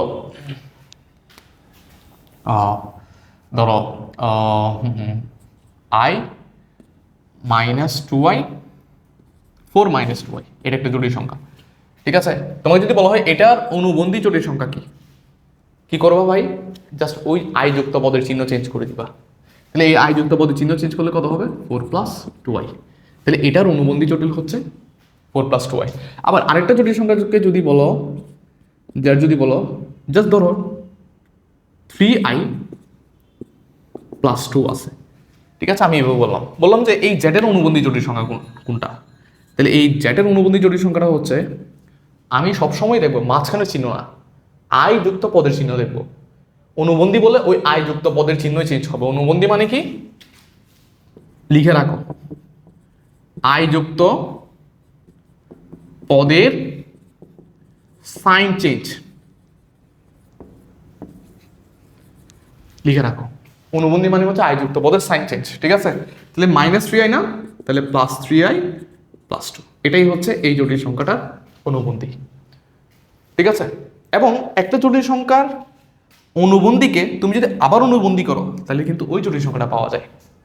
তুমি দেখো, এটার যদি আবার অনুবন্ধী করো, মানে জেড বারের আবার যদি তুমি অনুবন্ধী করো, তাহলে দেখো এই আবার আয়ের চিহ্ন চেঞ্জ করতে হবে, -3i + 3, অর্থাৎ প্রথম জটিল সংখ্যাটা রিপিট করছে, অর্থাৎ এটাকে আমরা জেড বলতে পারি। অর্থাৎ যখন জেডকে ডাবল বার করা হয়, তখন কিন্তু আবার ওই জটিল সংখ্যাটাই রিপিট করে।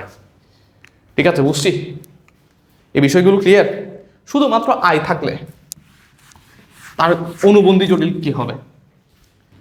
ঠিক আছে, আই থাকলে শুধুমাত্র ধরো z সমান ধরো √5i, এটার অনুবন্ধী জটিল কি হবে? আই যুক্ত পদের চিহ্ন চেঞ্জ করতে হবে, তাহলে আই যুক্ত পদের চিহ্ন হচ্ছে প্লাস, তাহলে -√5i। ঠিক আছে, এটাই হচ্ছে এটার অনুবন্ধী জটিল সংখ্যা। ঠিক আছে, বুঝছি তাইলে? ওকে, আচ্ছা। এখন আবার যদি শুধুমাত্র বাস্তব অংশ থাকে, দেখো বাস্তবও কিন্তু জটিল সংখ্যার কিন্তু একটা পার্ট।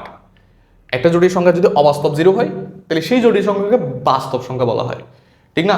ধরো জাস্ট z হচ্ছে 5, ঠিক আছে, তোমাকে যদি বলা হয় এটার অনুবন্ধী জটিল কত হবে, তাহলে 5কে আমরা 0 × i লিখতে পারি না? তাহলে এটার চিহ্ন চেঞ্জ করলে কত হবে ভাই? 5 এ -0 × i, আলটিমেটলি 5। ঠিক আছে, তো যখন একটা জটিল সংখ্যার অবাস্তব অংশ কিন্তু 0 হয়, তখন একটা জটিল সংখ্যা এবং তার অনুবন্ধী জটিল সংখ্যা পরস্পর কি হয়ে যায়? সমান হয়ে যায়। ঠিক আছে, বুঝছি তাহলে এতটুকু? এইটুকু বেসিক রাখলেই হবে। ঠিক আছে, আচ্ছা। তো এই a+ib আকারটা কিন্তু খুবই ইম্পর্টেন্ট। কেন দেখ? কারণ আমরা জটিল সংখ্যা পড়া শুরু করছি, ঠিক না?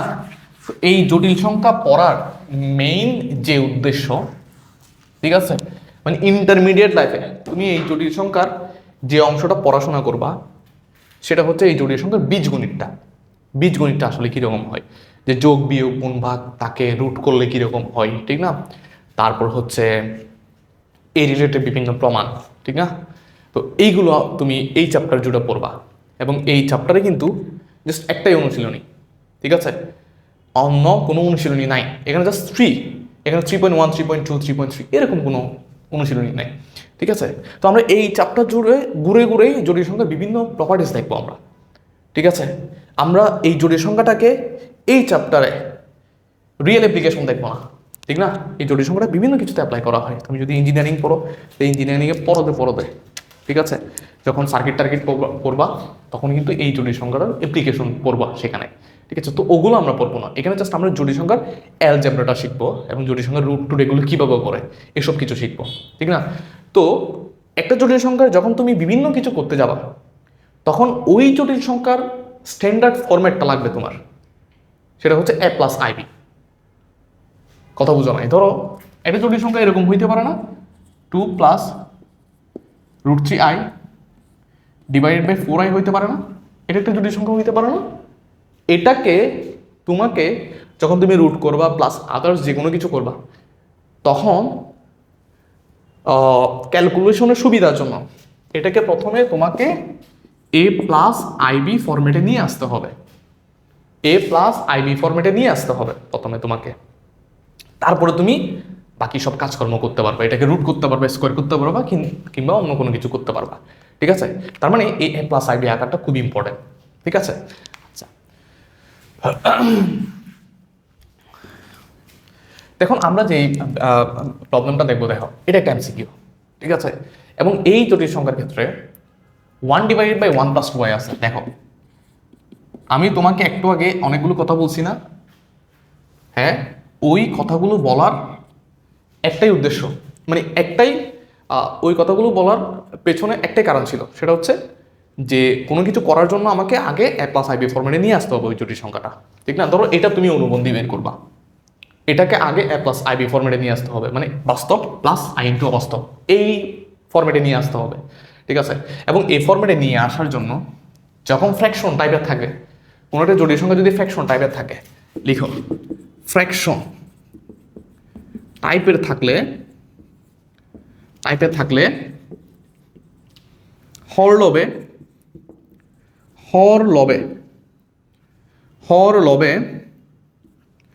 এবং লবে, ঠিক আছে, হর অথবা না, হর এবং লবে, এম্পারসন দিছি, হর এবং লবের অনুবন্ধী গুণ করা লাগবে, গুণ করতে হবে। লবের যখন তুমি অনুবন্ধী গুণ করবা তখন সেটা অটোমেটিকলি a+ib ফরম্যাটে চলে আসবে।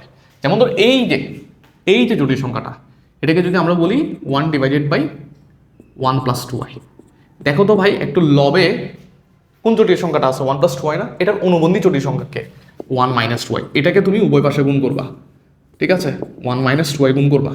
তাহলে এই 1 + 2y 1 - 2y এই দুটো গুণ করলে কত হয় 1 - 2y whole square A plus B A minus B square আর উপরে 1 - 2y থাকে, ঠিক আছে। তাহলে এখানে কত হয় দেখো 1 - 2y আর নিচে কত হয় ভাই, নিচে হয় হচ্ছে 1 আর এখানে 2k স্কোয়ার করলে কত হয় 4 হয় আর ik স্কোয়ার করলে -1 হয়। তাহলে 4 আর -1 মিলে -4 মাইনাস করলে +4। তাহলে এরপর কত থাকে উপরে 1 - 2y নিচে হচ্ছে 1 + 4 নিচে 5, দেখো তো এটাকে এভাবে লেখা যায় না 1/5 - 2/5i। এখন দেখো এই জটিল সংখ্যাটাকে, তাহলে এই জটিল সংখ্যা মানেই হচ্ছে এই জটিল সংখ্যা যে 1/5 - 2/5i। এখন কিন্তু এটার অনুবন্ধী গ্যাস করা কিন্তু সোজা, ঠিক না, এটা মানে যেহেতু এই সংখ্যাটা, তাহলে এই সংখ্যার অনুবন্ধী কত হবে ভাই, জাস্ট মাঝখানে চিহ্ন কি করে দিব, চেঞ্জ করে দিব, মাঝখানে চিহ্ন চেঞ্জ করলে কত হয় 1/5 + 2/5i। তাহলে এখানে যেহেতু সবগুলো 5 নিচে আছে তাহলে 5 2 + 5i, ঠিক আছে। আনসার কত হবে, আনসার হবে 1, এখানে 1 2 না 1 + 5i, ঠিক আছে, বুঝছি তাহলে ফ্র্যাকশন থাকলে কোনো একটা জটিল সংখ্যাকে আমরা a + ib তে আনার জন্য এই ধরনের ফরম্যাট বাস্তব প্লাস অবাস্তব ফরম্যাটে আনার জন্য কি করব ভাই, তার অনুবন্ধী দিয়ে হর এবং লবে গুণ করব, ঠিক আছে। ফ্র্যাকশন টাইপের থাকলে নিচের অনুবন্ধীটা দিয়ে হর এবং লবে গুণ করব, ঠিক আছে, তাতে করেই আমাদের ওই জটিল সংখ্যাটা a + ib ফরম্যাটে চলে আসবে, ঠিক আছে, বুঝছি তাইলে। আচ্ছা, এবার আমরা জটিল সংখ্যার বীজগণিত করি, যে যোগ বিয়োগ গুণ বা কীভাবে করতে হয়। অলরেডি আমি এখানে বেশ কিছু গুণটুন এখানে করে ফেলছি, তাও আমরা এই 4টা অপারেশন 5টা অপারেশন বোঝার চেষ্টা করি, যোগ বিয়োগ গুণ ভাগ এবং বর্গ টর্গ কীভাবে করা লাগে, ঠিক আছে, সেটা আমরা একটু বোঝার চেষ্টা করি। ওকে, দেখুন অ্যালজেব্রা অফ কমপ্লেক্স নাম্বার, এই অ্যালজেব্রাটা বীজগণিতটা একটু বোঝার চেষ্টা করি। তার আগে একটু তোমাকে বলি যে তুমি যে বীজগণিতটা পড়ে আসছো আসলে 9-10-এ, ঠিক না, এটা আমি ফার্স্ট ইয়ারেও বলছিলাম, তোমরা যারা আমার অফলাইন এবং অনলাইন কোর্সে ছিলা, ফার্স্ট ইয়ারে বলছিলাম যে ম্যাট্রিক্স পড়ানোর সময় আমরা বলছিলাম সেটা হচ্ছে আমরা 9-10-এ যে বীজগণিত পড়ে আসি সেই বীজগণিত হচ্ছে বাস্তব সংখ্যার বীজগণিত, ঠিক আছে। ধরো তুমি যেখানে তুমি এ বি আছে সেখানে তুমি বি এ লিখছো, কারণ এ এবং বি এরা হচ্ছে রিয়েল নাম্বার, ঠিক আছে, অর্থাৎ এই এ বি রিয়েল নাম্বার হলে 2 × 3 = 3 × 2, অর্থাৎ এই যে 2 এবং 3 এরা হচ্ছে রিয়েল নাম্বার। ওকে, বাট যখন তুমি একটা ম্যাট্রিক্সে চলে যাও, এ যদি একটা ম্যাট্রিক্স হয়, বি যদি আরেকটা ম্যাট্রিক্স হয়, তখন কিন্তু তুমি সব সময় A B R B A সমান হইতেও পারে আবার নাও হইতে পারে, এটা হইতেও পারে আবার নাও হইতে পারে, ঠিক আছে। তাহলে এটা সবসময় তুমি ইকুয়াল বলতে পারবে না, ঠিক আছে, এটা কিছু ক্ষেত্রে হবে কিছু ক্ষেত্রে হবে না। ওকে, তাহলে ম্যাট্রিক্সে গিয়ে কিন্তু বীজগণিতটা চেঞ্জ হয়ে যাচ্ছে। আবার তোমরা ভেক্টর পড়ো, ভেক্টরে গিয়ে কিন্তু তোমরা ভেক্টর বীজগণিত পড়ো, ঠিক না, তখন আর তোমার এই বীজগণিতটা তখন তোমার আর কাজে আসে না।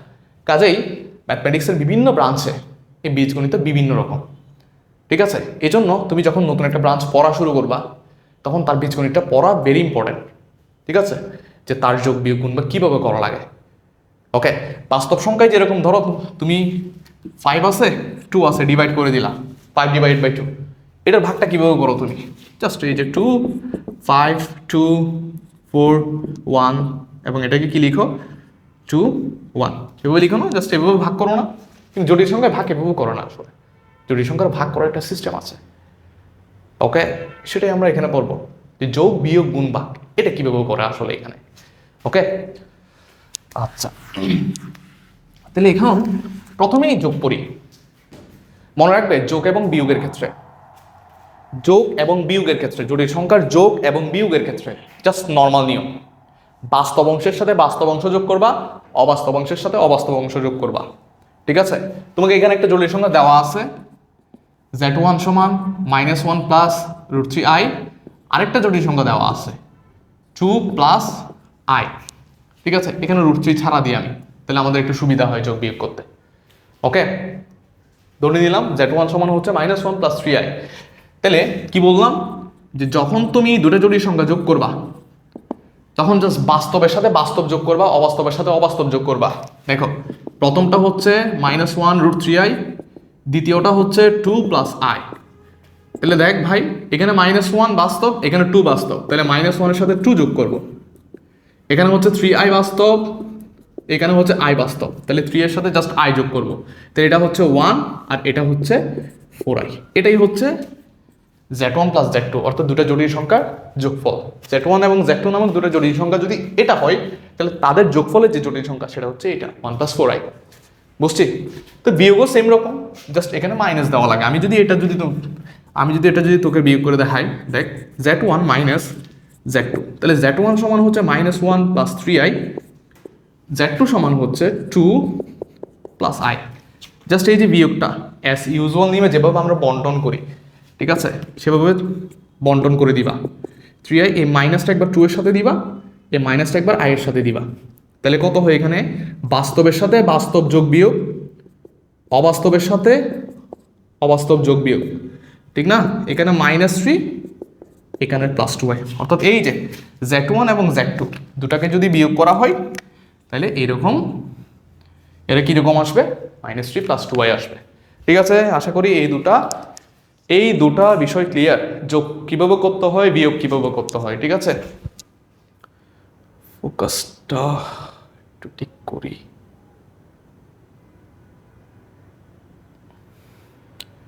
ঠিক আছে, আশা করি এই দুটো বিষয় ক্লিয়ার, যে কিভাবে দুটো জটিল সংখ্যা যোগ করতে হয়, বিয়োগ করতে হয়। ঠিক আছে, আবার যখন কোন একটা জটিল সংখ্যার সাথে যখন এই ধরনের কোন একটা স্কেলার যখন গুণে থাকবে 2, 3, 4, 5, এগুলোকে আমরা স্কেলার কোয়ান্টিটি বলি না? হ্যাঁ, এরকম যখন কোন একটা স্কেলার যখন আমরা গুণে থাকবে, ঠিক আছে, সেটা কিভাবে করতে হয়, খুব ইজি ব্যাপার। দেখো, ধরো 2z1, ঠিক আছে, এটা আমরা 3 নাম্বার দিয়ে দিই। ধরো 2z1 + 3z2, এই 2z1 সমান কত, -1 + 3i, আর z2 সমান কত, 2 + i। ঠিক আছে, এখন দেখো, এই 2টা অ্যাজ ইউজুয়াল নিয়মে যেভাবে আমরা বন্টন করি, একবার -1 কে দিব, একবার 3i কে দিব। তাহলে এই 2টা -1 কে দিলে -2, এই 2টা 3 কে দিলে +6i, আবার এই 3টা 2 কে দিলে +6, আবার এই 3টা i কে দিলে +3i। তাহলে কত হচ্ছে এখানে, -2 + 6 + 4, 6i, 3i। অলরেডি আমরা যোগ বিয়োগ শিখছি, ঠিক না? ঠিক আছে, তাহলে 2z1 + 3z2 মানে হচ্ছে 4 + 9i। বুঝছি তাইলে? ওকে, এরপরে আমরা স্কোয়ার করব। স্কোয়ারটাও সেম ভাই, যেভাবে আমরা বাস্তব সংখ্যার স্কোয়ার করি, জটিল সংখ্যার স্কোয়ারও সেরকমভাবে হবে। জাস্ট দেখো, যে আমরা যে সূত্র জানি সেটা দিয়েই আমরা করব। জাস্ট z1-কে স্কোয়ার যদি করি, তাহলে z1 সমান হচ্ছে -i + 3i, এটাকে জাস্ট স্কোয়ার করে দিব। স্কোয়ারের যে সূত্র, এগুলো এখানেও সেম থাকবে। ঠিক আছে, তাহলে সেক্ষেত্রে কত হবে, a² + 2ab + b²। তাহলে কত হয় এখানে, -1কে স্কোয়ার করলে 1 হয়, মাইনাস এখানে দেখো এই 3টা গুণ করলে -6 হয়, আর i থাকে, তারপরে এখানে প্লাস স্কোয়ারটা 3 এর উপর পড়লে 9, স্কোয়ারটা i এর উপর পড়লে i²। তাহলে খেয়াল করো, 1 - 6i, আর এটা হচ্ছে -9, যেহেতু i² সমান -1, তাহলে কত আসে ভাই এখানে, 1 আর -9-এ -8 আর -6i। ঠিক আছে, তাইলে যখন z1-কে আমরা স্কোয়ার করি, তখন আরেকটা জটিল সংখ্যা পাওয়া যায়, যেটা -8 -6i। আশা করি এটাও বুঝছি। ঠিক আছে, এখন যখন আমরা ডিভাইড করতে যাব, তখন একটু আগে আমরা করে ফেলেছি কিন্তু সেই জিনিসটা, যখন আমরা দুটো জটিল সংখ্যা ডিভাইড করব, তখন বাস্তব সংখ্যা নিয়ম আসলে এরকম কোনো নিয়ম নাই এখানে। ঠিক আছে, এখানে কিভাবে করতে হয়, দেখো, z1 / z2। z1 মানে হচ্ছে -1 + 3i, 2 + i। আমি অলরেডি বলছি যে একটু আগে এটা করে ফেলেছি। ঠিক আছে, যখন ডিভিশনে থাকে, যখন ভাগে থাকে, তখন এই দুটার ভাগফলও কিন্তু আরেকটা জটিল সংখ্যা, যেটা কিনা a + ib ফরম্যাটে আসবে। এখন এই a + ib ফরম্যাটটাতে নেওয়ার জন্য কি করবি, জাস্ট নিচের অনুবন্ধী দিয়ে উভয় পাশে গুণ করে দিবি, হর এবং লবকে। ঠিক না, আগের নিয়মটা, যে এটাকে ভাগ করলে a প্লাস আইবি ফর্মেটে আরেকটা জটিল সংখ্যা আসবে। তাহলে এটাকে a প্লাস আইবি ফর্মেটে নেওয়ার নিয়ম কি? জাস্ট লব দিয়ে উভয় পাশে কি করে দেওয়া? গুণ করে দেওয়া। এখন গুণ করলে কত হবে? এই লবের অনুবন্ধী দিয়ে উভয় পাশে গুণ করতে হবে। তাহলে ভাই লবের অনুবন্ধী কি ভাই?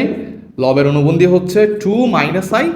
এই 2 মাইনাস আই দিয়ে আমি উপরেও গুণ করে দিব, নিচেও গুণ করে দিব। টেকনিক এটাই, ঠিক আছে? এই জাস্ট ডিভিশনের সিস্টেমটা এখানে একটু আলাদা, বাকি সবগুলো ওকে যোগ বিয়োগ গুণ বাকি কই, জাস্ট ডিভিশনের ভাগের সিস্টেমটা এখানে একটু আলাদা।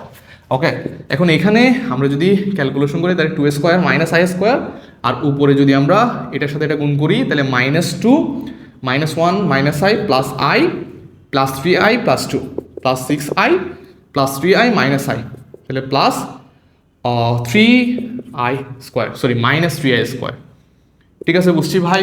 এরপর কি থাকে দেখ, এখানে -2, এখানে -2 প্লাস 7i, আর এখানে -3, তো আই স্কোয়ারের বদলে -1, তাহলে -1 প্লাস 3 হয়ে যাবে।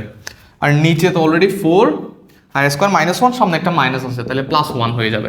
তাহলে কত হয় ভাই?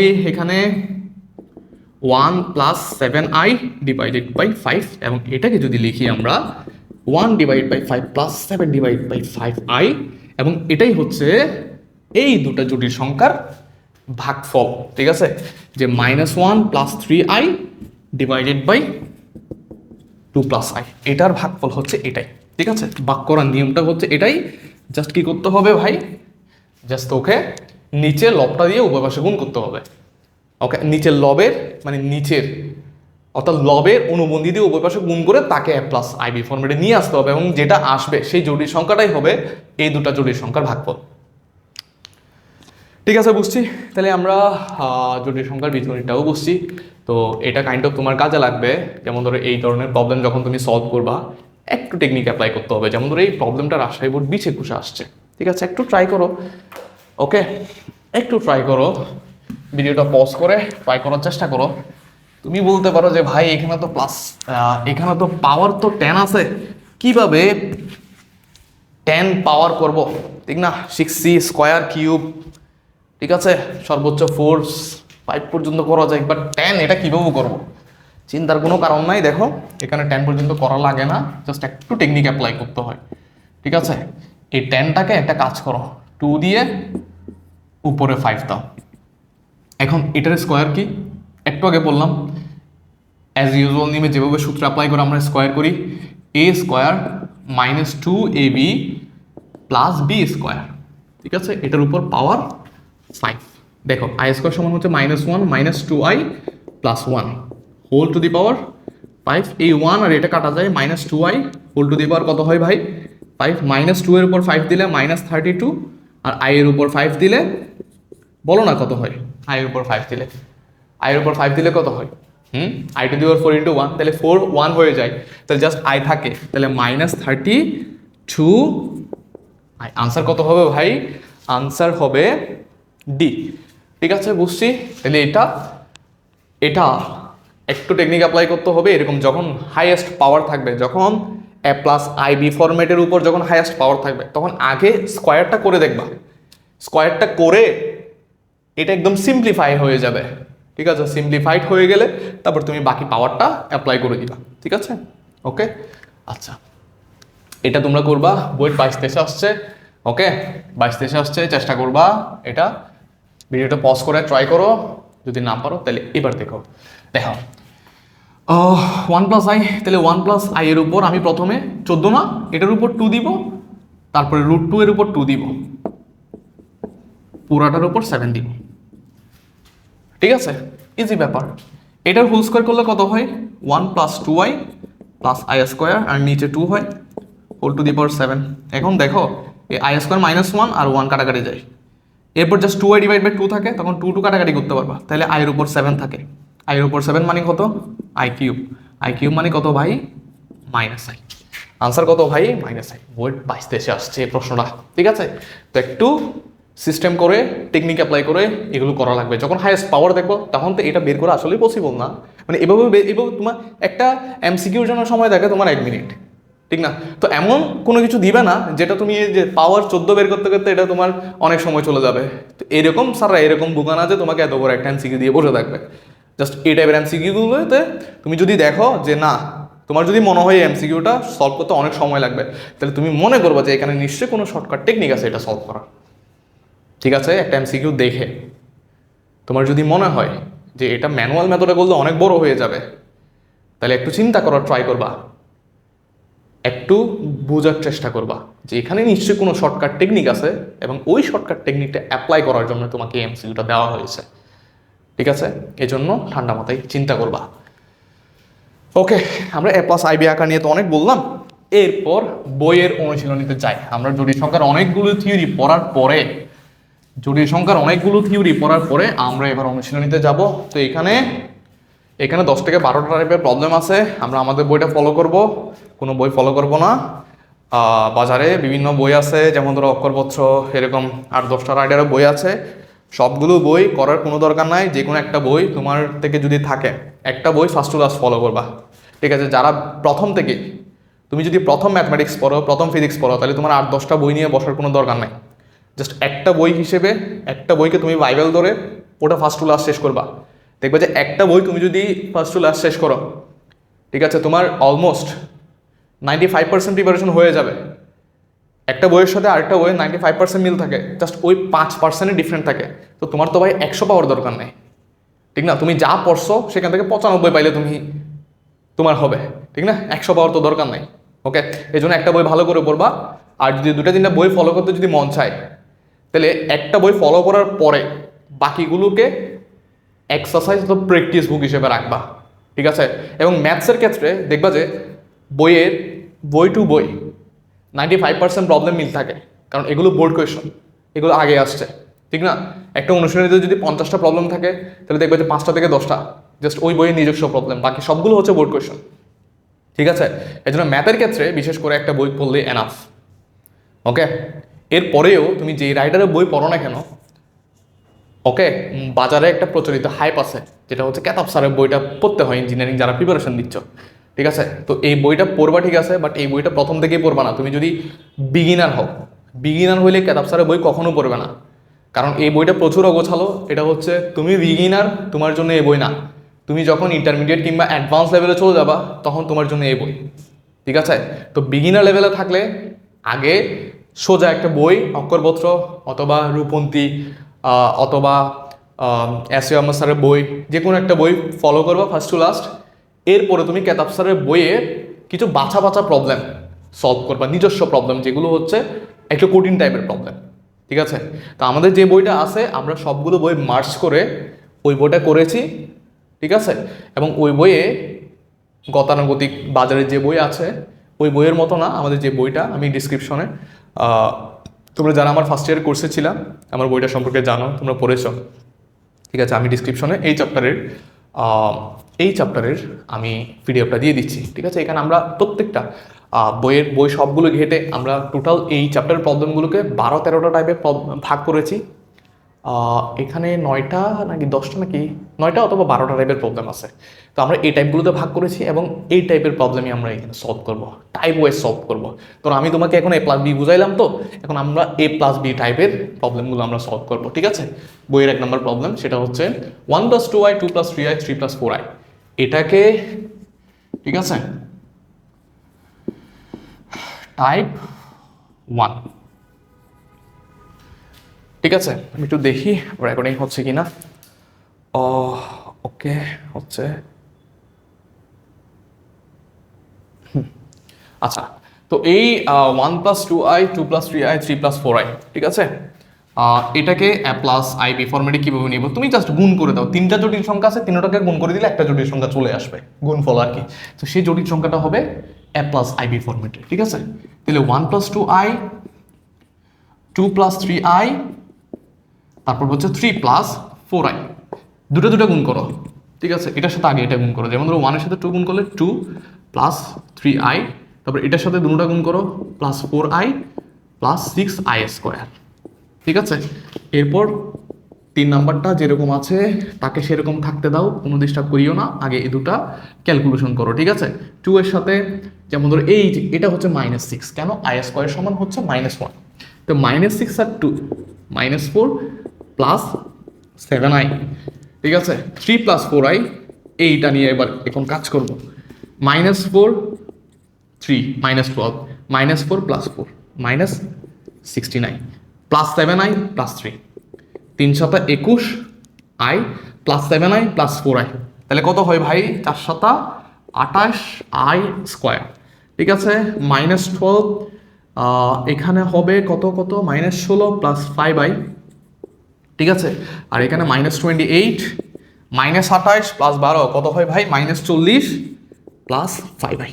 ঠিক আছে তাহলে এই সংখ্যাটার, এই যে টোটাল সংখ্যা, এই সংখ্যাটার a প্লাস ib আকার হচ্ছে -40 প্লাস 5i। ঠিক আছে বুঝছি? তাইলে এরপরে 2 নাম্বারটা করি আমরা। ওকে 2 নাম্বারটা কি বলেছে ভাই 2 3i, এগুলো সোজা প্রবলেম। ঠিক আছে এখন তোকে আমি ফ্র্যাকশনে থাকলে কিভাবে এটাকে a প্লাস ib আকারে নিতে হয় সেটা কিন্তু বলেছি অলরেডি, যে অলওয়েজ দেখবি যে ফ্র্যাকশনে থাকলে নিচে যে লবটা আছে সেটার অনুবন্ধী দিয়ে গুণ করবা। ঠিক আছে এখন তুই যদি এটার অনুবন্ধী দিয়ে গুণ করিস তাহলে এটার অনুবন্ধী কি বলতো ভাই, অনুবন্ধী মানে হচ্ছে জাস্ট i যুক্ত পদের চিহ্ন চেঞ্জ করে দিব, ঠিক না? তাহলে 4 প্লাস 4i উপরে হচ্ছে 2 3i 4 প্লাস 4i।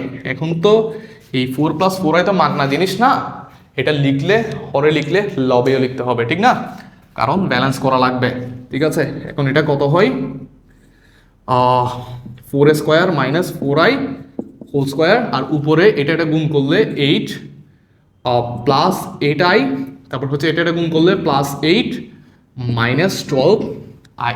তাহলে কত হয় ভাই, বাকিটা তোর কাজ, এখানে ক্যালকুলেশন করতে হবে আর কি, ঠিক না? এই ক্যালকুলেশন যোগ বিয়োগ গুণ ভাগ, দেখ এটা তো আমার কাজ না, ঠিক না? আমি তো তোরা পড়াচ্ছি এখানে যোগ বিয়োগ গুণ ভাগ শেখানোর জন্য না। ওকে আমরা এখানে হায়ার জিনিস নিয়ে পড়াশোনা করতেছি, তো যদি যোগ বিয়োগ গুণ ভাগ ভুল হয় তাহলে আমারে দয়া করে মাফ করে দিস, তোরা নিজেরাই করে নিস।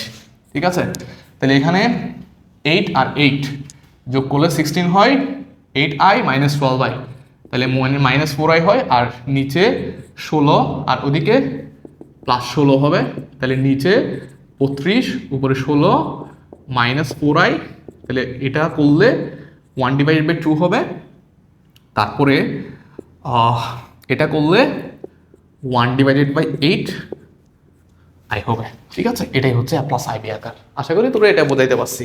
ঠিক আছে এটা আমরা আগেও পড়ছিলাম।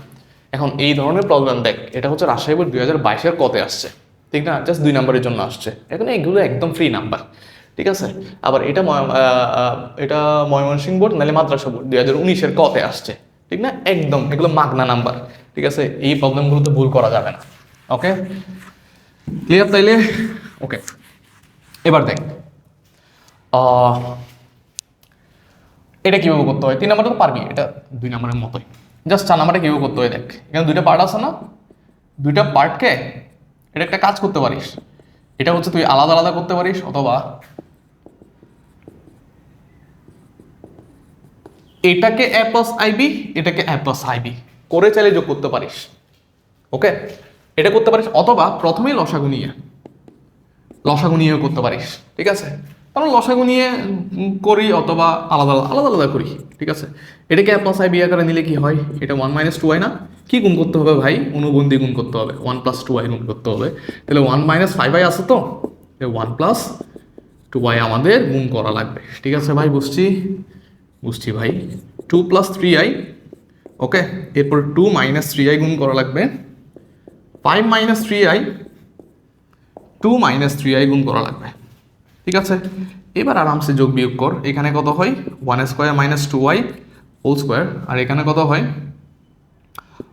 1 হবে প্লাস 7i হবে, তারপরে প্লাস 10i স্কোয়ার হবে। আমি একসাথে করে দিচ্ছি, তোরা চাইলে এক লাইন বাতি করতে পারিস, কোনো সমস্যা নাই। -3i হোল স্কোয়ার, আর এটা হবে 10, তারপরে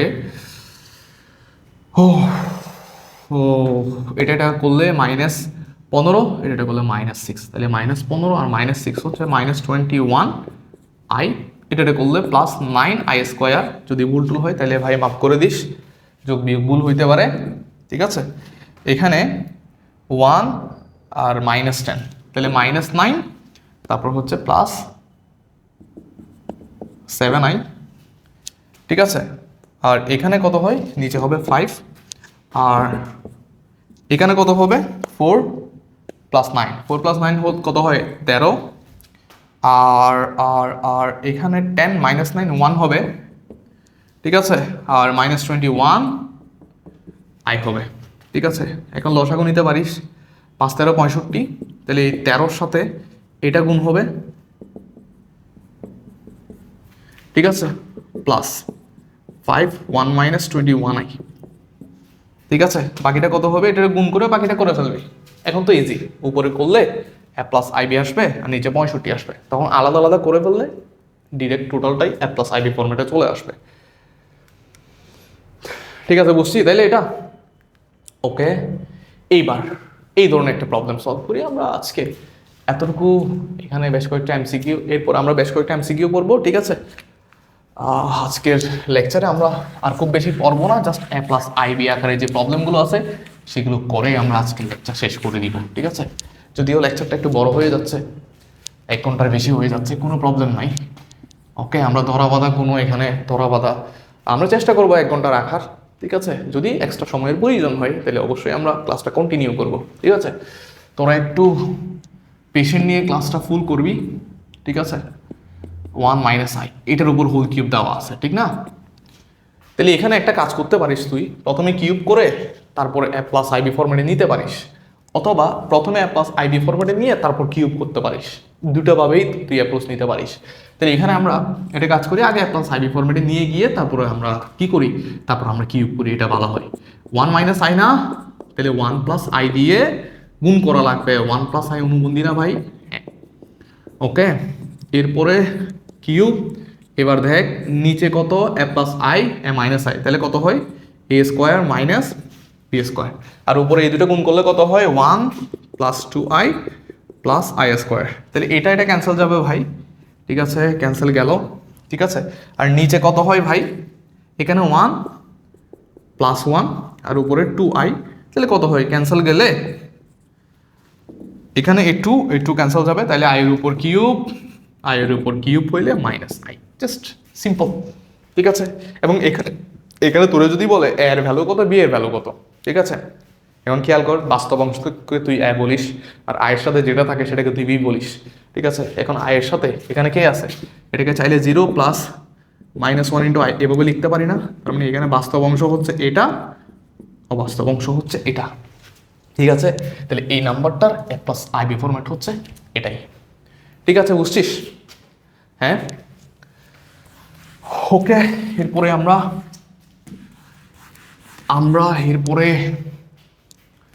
এরপরে আমরা 6 নম্বর প্রবলেমটা করি। 6 নম্বর প্রবলেমটা হচ্ছে 1 - i / 1 - উপরে হচ্ছে 1 নিচে 1 + i, ঠিক আছে। কমপ্লেক্স টাইপের প্রবলেম, কোনো টেনশন করার কোনো দরকার নাই, আস্তে আস্তে তুই করে যাবি। এখানে প্রথমে এটাকে a+ib ফরম্যাটে নিবি, তারপর বিয়োগ করবি, তারপর আবার আরেকটা ফ্র্যাকশন হবে, ওটাকে a+ib ফরম্যাটে নিবি, ঠিক না, এভাবেই করে করবি এই জিনিসটা। তাহলে দেখ নিচে 1 - উপরে i, নিচে হচ্ছে 1 - এটাকে যদি আমরা a+ib ফরম্যাটে নিই তাহলে 1 - i গুণ করা লাগবে, 1 + i 1 - i গুণ করা লাগবে, ঠিক না। এরপরে দেখ 1 - i /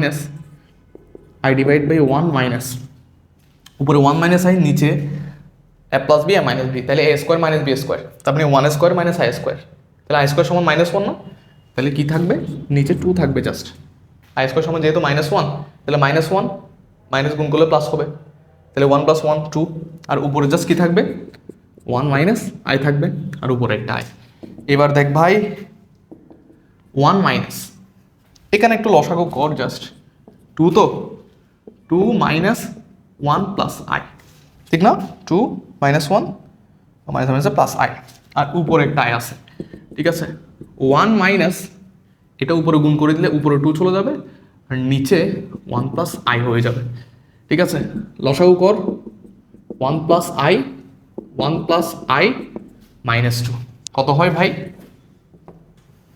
উপরে হয় i - 1, নিচে হয় 1 + i, নিচের অনুবন্ধী দিয়ে গুণ কর, তাহলে 1 + i 1 - i, আর এটাকে i - 1, তারপর হচ্ছে 1 - i, ঠিক আছে, তাহলে নিচে 1 স্কোয়ার মাইনাস আই স্কোয়ার, আর এখানে I minus I square minus 1 plus I. ঠিক আছে,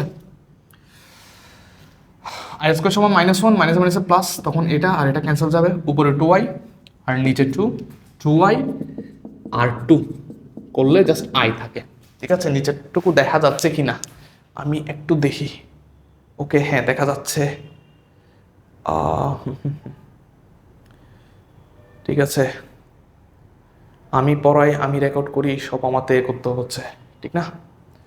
এই জন্য একটু সব কিছু সেট আপ করা লাগতেছে। ওকে, তাহলে বুঝছি। তাহলে এই বড় জটিল সংখ্যাটাকে যখন আমরা এ প্লাস আইবি ফর্মেটে প্রকাশ করব, তখন আমরা এই যে এখান থেকেই করে করে যাব, ঠিক না? নিচ থেকে করে করে আমরা নিচ থেকে ফ্র্যাকশনগুলো ভ্যানিশ করে করে উপরে উঠবো, তাহলে আমাদের হয়ে যাবে। ঠিক আছে, আচ্ছা এখন এটাই চিন্তা কর যে বইয়ের 23-24 আসছে, 22-23 আসছে। ঠিক আছে, এখন বইটি কি এটা এমসিকিউ তো আসছে, ঠিক না?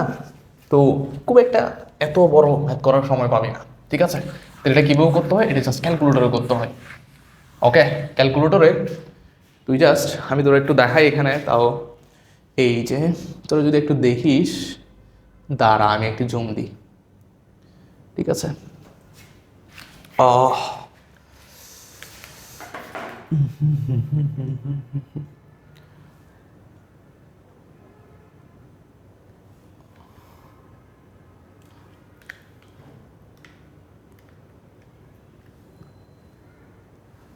ওকে, এখন এই ক্যালকুলেটরে খুব একটা বোঝা যাচ্ছে না, বাট তোদের যদি ইএস ক্যালকুলেটর থেকে জাস্ট আমার ভয়েসটা শুনে শুনে একটু ক্যালকুলেটরে ইনপুট দেয়। প্রথমে আমি বলি তোদেরকে, ক্যালকুলেটর যদি তুই রিফ্রেশ দিস তাহলে দেখবি যে উপরে আর থাকবে। ঠিক আছে, আর মানে হচ্ছে রিয়েল, মানে ক্যালকুলেটরটা এখনও কমপ্লেক্স মোডে যায়নি। বাট এটাকে কমপ্লেক্স মোডে যাওয়া নেওয়ার জন্য আমরা কি করব, যে শিফট দিয়ে আমরা মোড চেঞ্জ করব ক্যালকুলেটরে। তোদের মোডও যেরকম শিফট করে, সুইচ করে কিছুক্ষণ পর পর ক্যালকুলেটরের মোডও শিফট করে, সুইচ করে, ঠিক না? তো এখানে ওয়েট, ওটা না, জাস্ট এই যে মড দিব, আমরা জাস্ট মড দিব। ঠিক আছে, মড দেওয়ার পরে এই যে 2 নম্বরে দেখবি যে কমপ্লেক্স CMPLX এরকম একটা অপশন আসবে, জাস্ট 2 ক্লিক করলে, ঠিক আছে, এবার ক্যালকুলেটরটা কিন্তু কমপ্লেক্স মোডে চলে গেছে। এখন তুই যা ইনপুট দিবি, এই ধরনের কমপ্লেক্স নাম্বার তুই যদি ইনপুট দেস, তাহলে ক্যালকুলেটরটা এখন তোরে ক্যালকুলেশন করে দিতে পারবে। আগে কিন্তু রিয়াল মোডে ছিল, তার মানে আগে সে কমপ্লেক্স নাম্বার বলতে কিছুই বুঝতো না, কারণ সে রিয়াল মোডে ছিল। বাট এখন তুই কমপ্লেক্স মোডে করে দিয়েছিস, এই জন্য এখন সব কিছু বুঝতে পারবে। এখন কি করবি দেখ, এই জাস্ট এই বড় কোয়েশনটা, ঠিক আছে, জাস্ট ক্যালকুলেটর ইনপুট দিবি। কীভাবে, ক্যালকুলেটরে কিন্তু একটা এই ইএনজি, এটার উপর কিন্তু একটা আই আছে। ঠিক আছে, তো তুই যখন কমপ্লেক্স মোড করে দিবি, তখন জাস্ট ইএনজিটা কিন্তু প্রেস করলে ক্যালকুলেটর আই দেখাবে। ধর আমি যদি এই জাস্ট এই যে ইএনজি দেখ, এখানে জাস্ট ইএনজিটা যদি আমি ক্লিক করি, জাস্ট আই দেখাচ্ছে, ঠিক না? তো আমার টার্গেট হচ্ছে জাস্ট এইটা দেওয়া, এই যে এই পুরোটা আমি এখানে দিব। ঠিক আছে, প্রথমে একটা ডিভিশন দিব, ঠিক না? এই বাটনটা প্রেস করব, তারপর উপরে গিয়ে আমি I+3 দিব।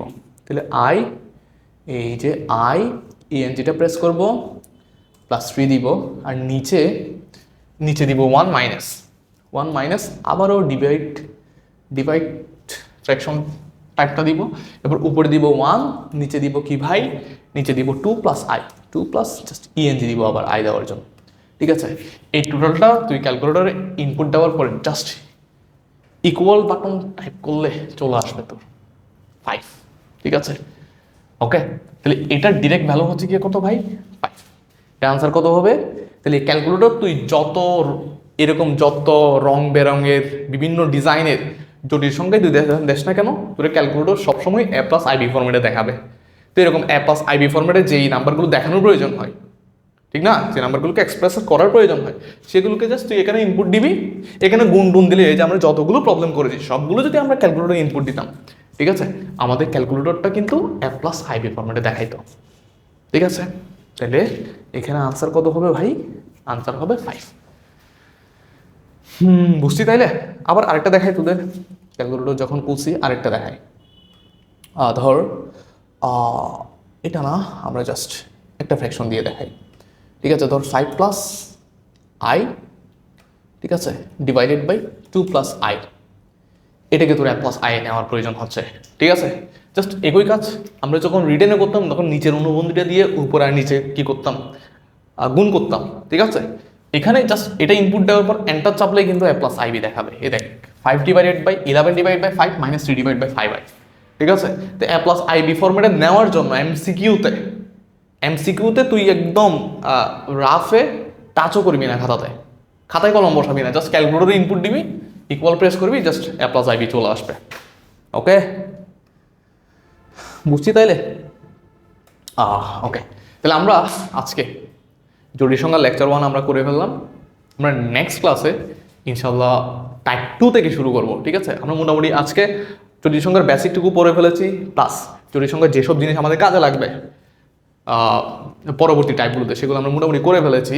ঠিক না, আরও একটা মেজর টপিক বাকি আছে জটিল সংখ্যা, সেটা হচ্ছে মডুলাস, আর্গুমেন্ট, পোলার আকার, তারপর হচ্ছে কার্তেশিয়ান আকার, তারপর হচ্ছে অয়লারের আকার, এগুলো আমরা নেক্সট ক্লাসে পড়বো। ঠিক আছে, মানে আমরা নেক্সট ক্লাসে জিওমেট্রিক্যাল একটা ওভারভিউ দিব যে জটিল সংখ্যাকে আসলে জিওমেট্রিক্যালি আমরা কীভাবে প্রেজেন্ট করব, তারপর হচ্ছে জিওমেট্রিক্যালি আসলে তার বিভিন্ন জিনিসপত্র কীরকম হবে। ঠিক আছে, সেগুলো আমরা দেখব। ওকে, তো সে পর্যন্ত সবাই ভালো থাকিস, সুস্থ থাকিস। আর অবশ্যই আজকে তো প্রথম ক্লাস, ঠিক আছে, তোদেরকে বেশ কিছু কথাবার্তা বলি। সেটা হচ্ছে এই কোর্সে খুব বেশি সংখ্যক তোরা নাই যারা আছিস। আমি এই ক্লাসটা ঠিক শনি সোম বুধ, ঠিক আছে, ঠিক প্রত্যেকটা লেকচার আমি 6টায় আপলোড দিব, 6টায় তোদের গ্রুপে লিঙ্ক দিব। ওই ক্লাসটা করে কিন্তু 12টার মধ্যে তোর ক্লাস নোটটা দিতে হবে। ঠিক আছে, তুই যদি দিতে না পারিস তাহলে তোর নাম্বারে কিন্তু ফোন যাবে। ওকে, জাস্ট তোকে ওয়ান কাইন্ড অফ ফোর্স করে পড়ানো। আমি আবারও বলছি, আমি আগেও বলেছিলাম যে অনেক অনলাইন কোর্স, এবং এই অনলাইন কোর্স বিশেষ করে তোরা আমার অনেকেই অফলাইন ব্যাচে পড়তি কিন্তু ফার্স্ট ইয়ারে। ঠিক আছে, তো তোদের ভালোর জন্যই বলছি, অনেকগুলো অনলাইন কোর্স আর এই কোর্সটা কিন্তু আলাদা। ঠিক আছে, এই কোর্সে তোকে ফোর্স করে পড়ানো হবে, যেটা অন্যান্য অনলাইন কোর্সগুলোতে পড়ানো হয় না। আমার খুব একটা বেশি স্টুডেন্ট নাই এখানে। ঠিক আছে, তোরা অল্প কিছু সংখ্যক আছিস, তো তুই যদি 12টার মধ্যে যদি নোট সাবমিট না করিস, ক্লাস নোট যদি সাবমিট না করিস, তাহলে তোর নাম্বারে ফোন যাবে। ঠিক আছে, একটা ওয়ার্নিং দেওয়া হবে, এবং এর পরবর্তী দিন সকাল 10টার মধ্যে যেভাবেই হোক তোকে ক্লাস নোট আপলোড দিতে হবে। ঠিক আছে, এবং আমাদের হোয়াটসঅ্যাপ গ্রুপেই দিতে হবে। ওকে, এবং এই 3টা ক্লাস করার পরে শুক্রবার অবশ্যই একটা পরীক্ষা থাকবে। যারা অফলাইনে আসতে পারবি, আমাদের লোকেশনে যারা আছিস আমার আশেপাশে, তারা অবশ্যই আমাদের অফলাইন ব্রাঞ্চে এসে পরীক্ষা দিবি। আর যারা আমার আশেপাশে নেই, আমার এলাকার আশেপাশে নেই, আর তারা অবশ্যই অনলাইন এক্সাম দিবি। ঠিক আছে, প্রত্যেকটা ক্লাস করার চেষ্টা করবি, অনলাইন ক্লাস ফেলে রাখবি না। কারণ যখন তুই এটা একটা লেকচার কিন্তু 1.5 ঘন্টা 1-1.5 ঘন্টার হয়, ঠিক না, এবং এটা করতেও কিন্তু সময় লাগে আসলে। কারণ অফলাইনে যেটা আমরা 30 মিনিটে পড়াই, অনলাইনে কিন্তু সেটা আমরা 15 মিনিটে পড়াই, কাইন্ড অফ এরকম, যেহেতু রেসপন্স খুব একটা নাই এখানে। ঠিক আছে, এখানে কোনো একটা জিনিস রিপিট করা লাগে না, তুই রিপিট করেই নিজেই পড়ে নিবি। ঠিক না, তো সেই হিসেবে বলা যায় একটা ক্লাস করতে তোর 1.5 ঘন্টা মতো সময় লাগবে, 1 ঘন্টা ক্লাস। ঠিক আছে, তুই যদি বুঝে বুঝে করতে চাস। আর দয়া করে তোদের কাছে হাত জোর করে রিকোয়েস্ট করি, সেটা হচ্ছে কখনো যখন তুই একটা চ্যাপ্টারের একটা লেকচার যখন তুই বিগিনার হিসেবে দেখবি, কখনোই প্লেব্যাক দিয়ে দেখবি না। মানে 1.5 1.25 এরকম প্লেব্যাক দিয়ে দেখবি না। ঠিক আছে, তুই যদি প্রথম থেকে যদি শুরু করিস, পরীক্ষার আগে আসলে অনেকেই প্লেব্যাক দিয়ে দেখে, ঠিক না, বাট এখনও সময় আছে। আমরা মাত্র শুরু করেছি, সেকেন্ড ইয়ার তোদের মাত্র শুরু হয়েছে, ঠিক না, তো এখনও অনেক সময় আছে। প্লেব্যাক দিয়ে দেখবি না, দয়া করে। না বুঝলে টেনে টেনে দেখবি। ঠিক আছে, প্রয়োজনে স্লো করে দেখবি, বাট প্লেব্যাক দিয়ে দেখবি না। কারণ স্লো দেখলে কিংবা যেরকম এই ভিডিও চলছে সেরকম দেখলে তোর মোটামুটি 1 ঘন্টার ক্লাস 1 ঘন্টায় কাভার হয়ে যাবে, সর্বোচ্চ 1 ঘন্টা 20-30 মিনিট লাগবে, ঠিক না। বাট যখন তুই প্লেব্যাক দিয়ে দেখবি তখন তুই খুব একটা বুঝবি না পড়াটা। ঠিক আছে, তখন তোর থেকে কী করা লাগবে, টেনে টেনে দেখতে হবে। এজন্য যেরকম আছে সেরকম করার ট্রাই করবি, প্রয়োজনে স্লো করে দেখবি। ঠিক আছে, তাও প্লেব্যাক দিয়ে দেখবি না যখন তুই ফার্স্টবার যখন এই লেকচারটা পড়বি। ঠিক আছে, তাইলে আজকের লেকচার এতটুকু পর্যন্ত। সবাই ভালো থাক, সুস্থ থাক, আল্লাহ হাফেজ, টাটা।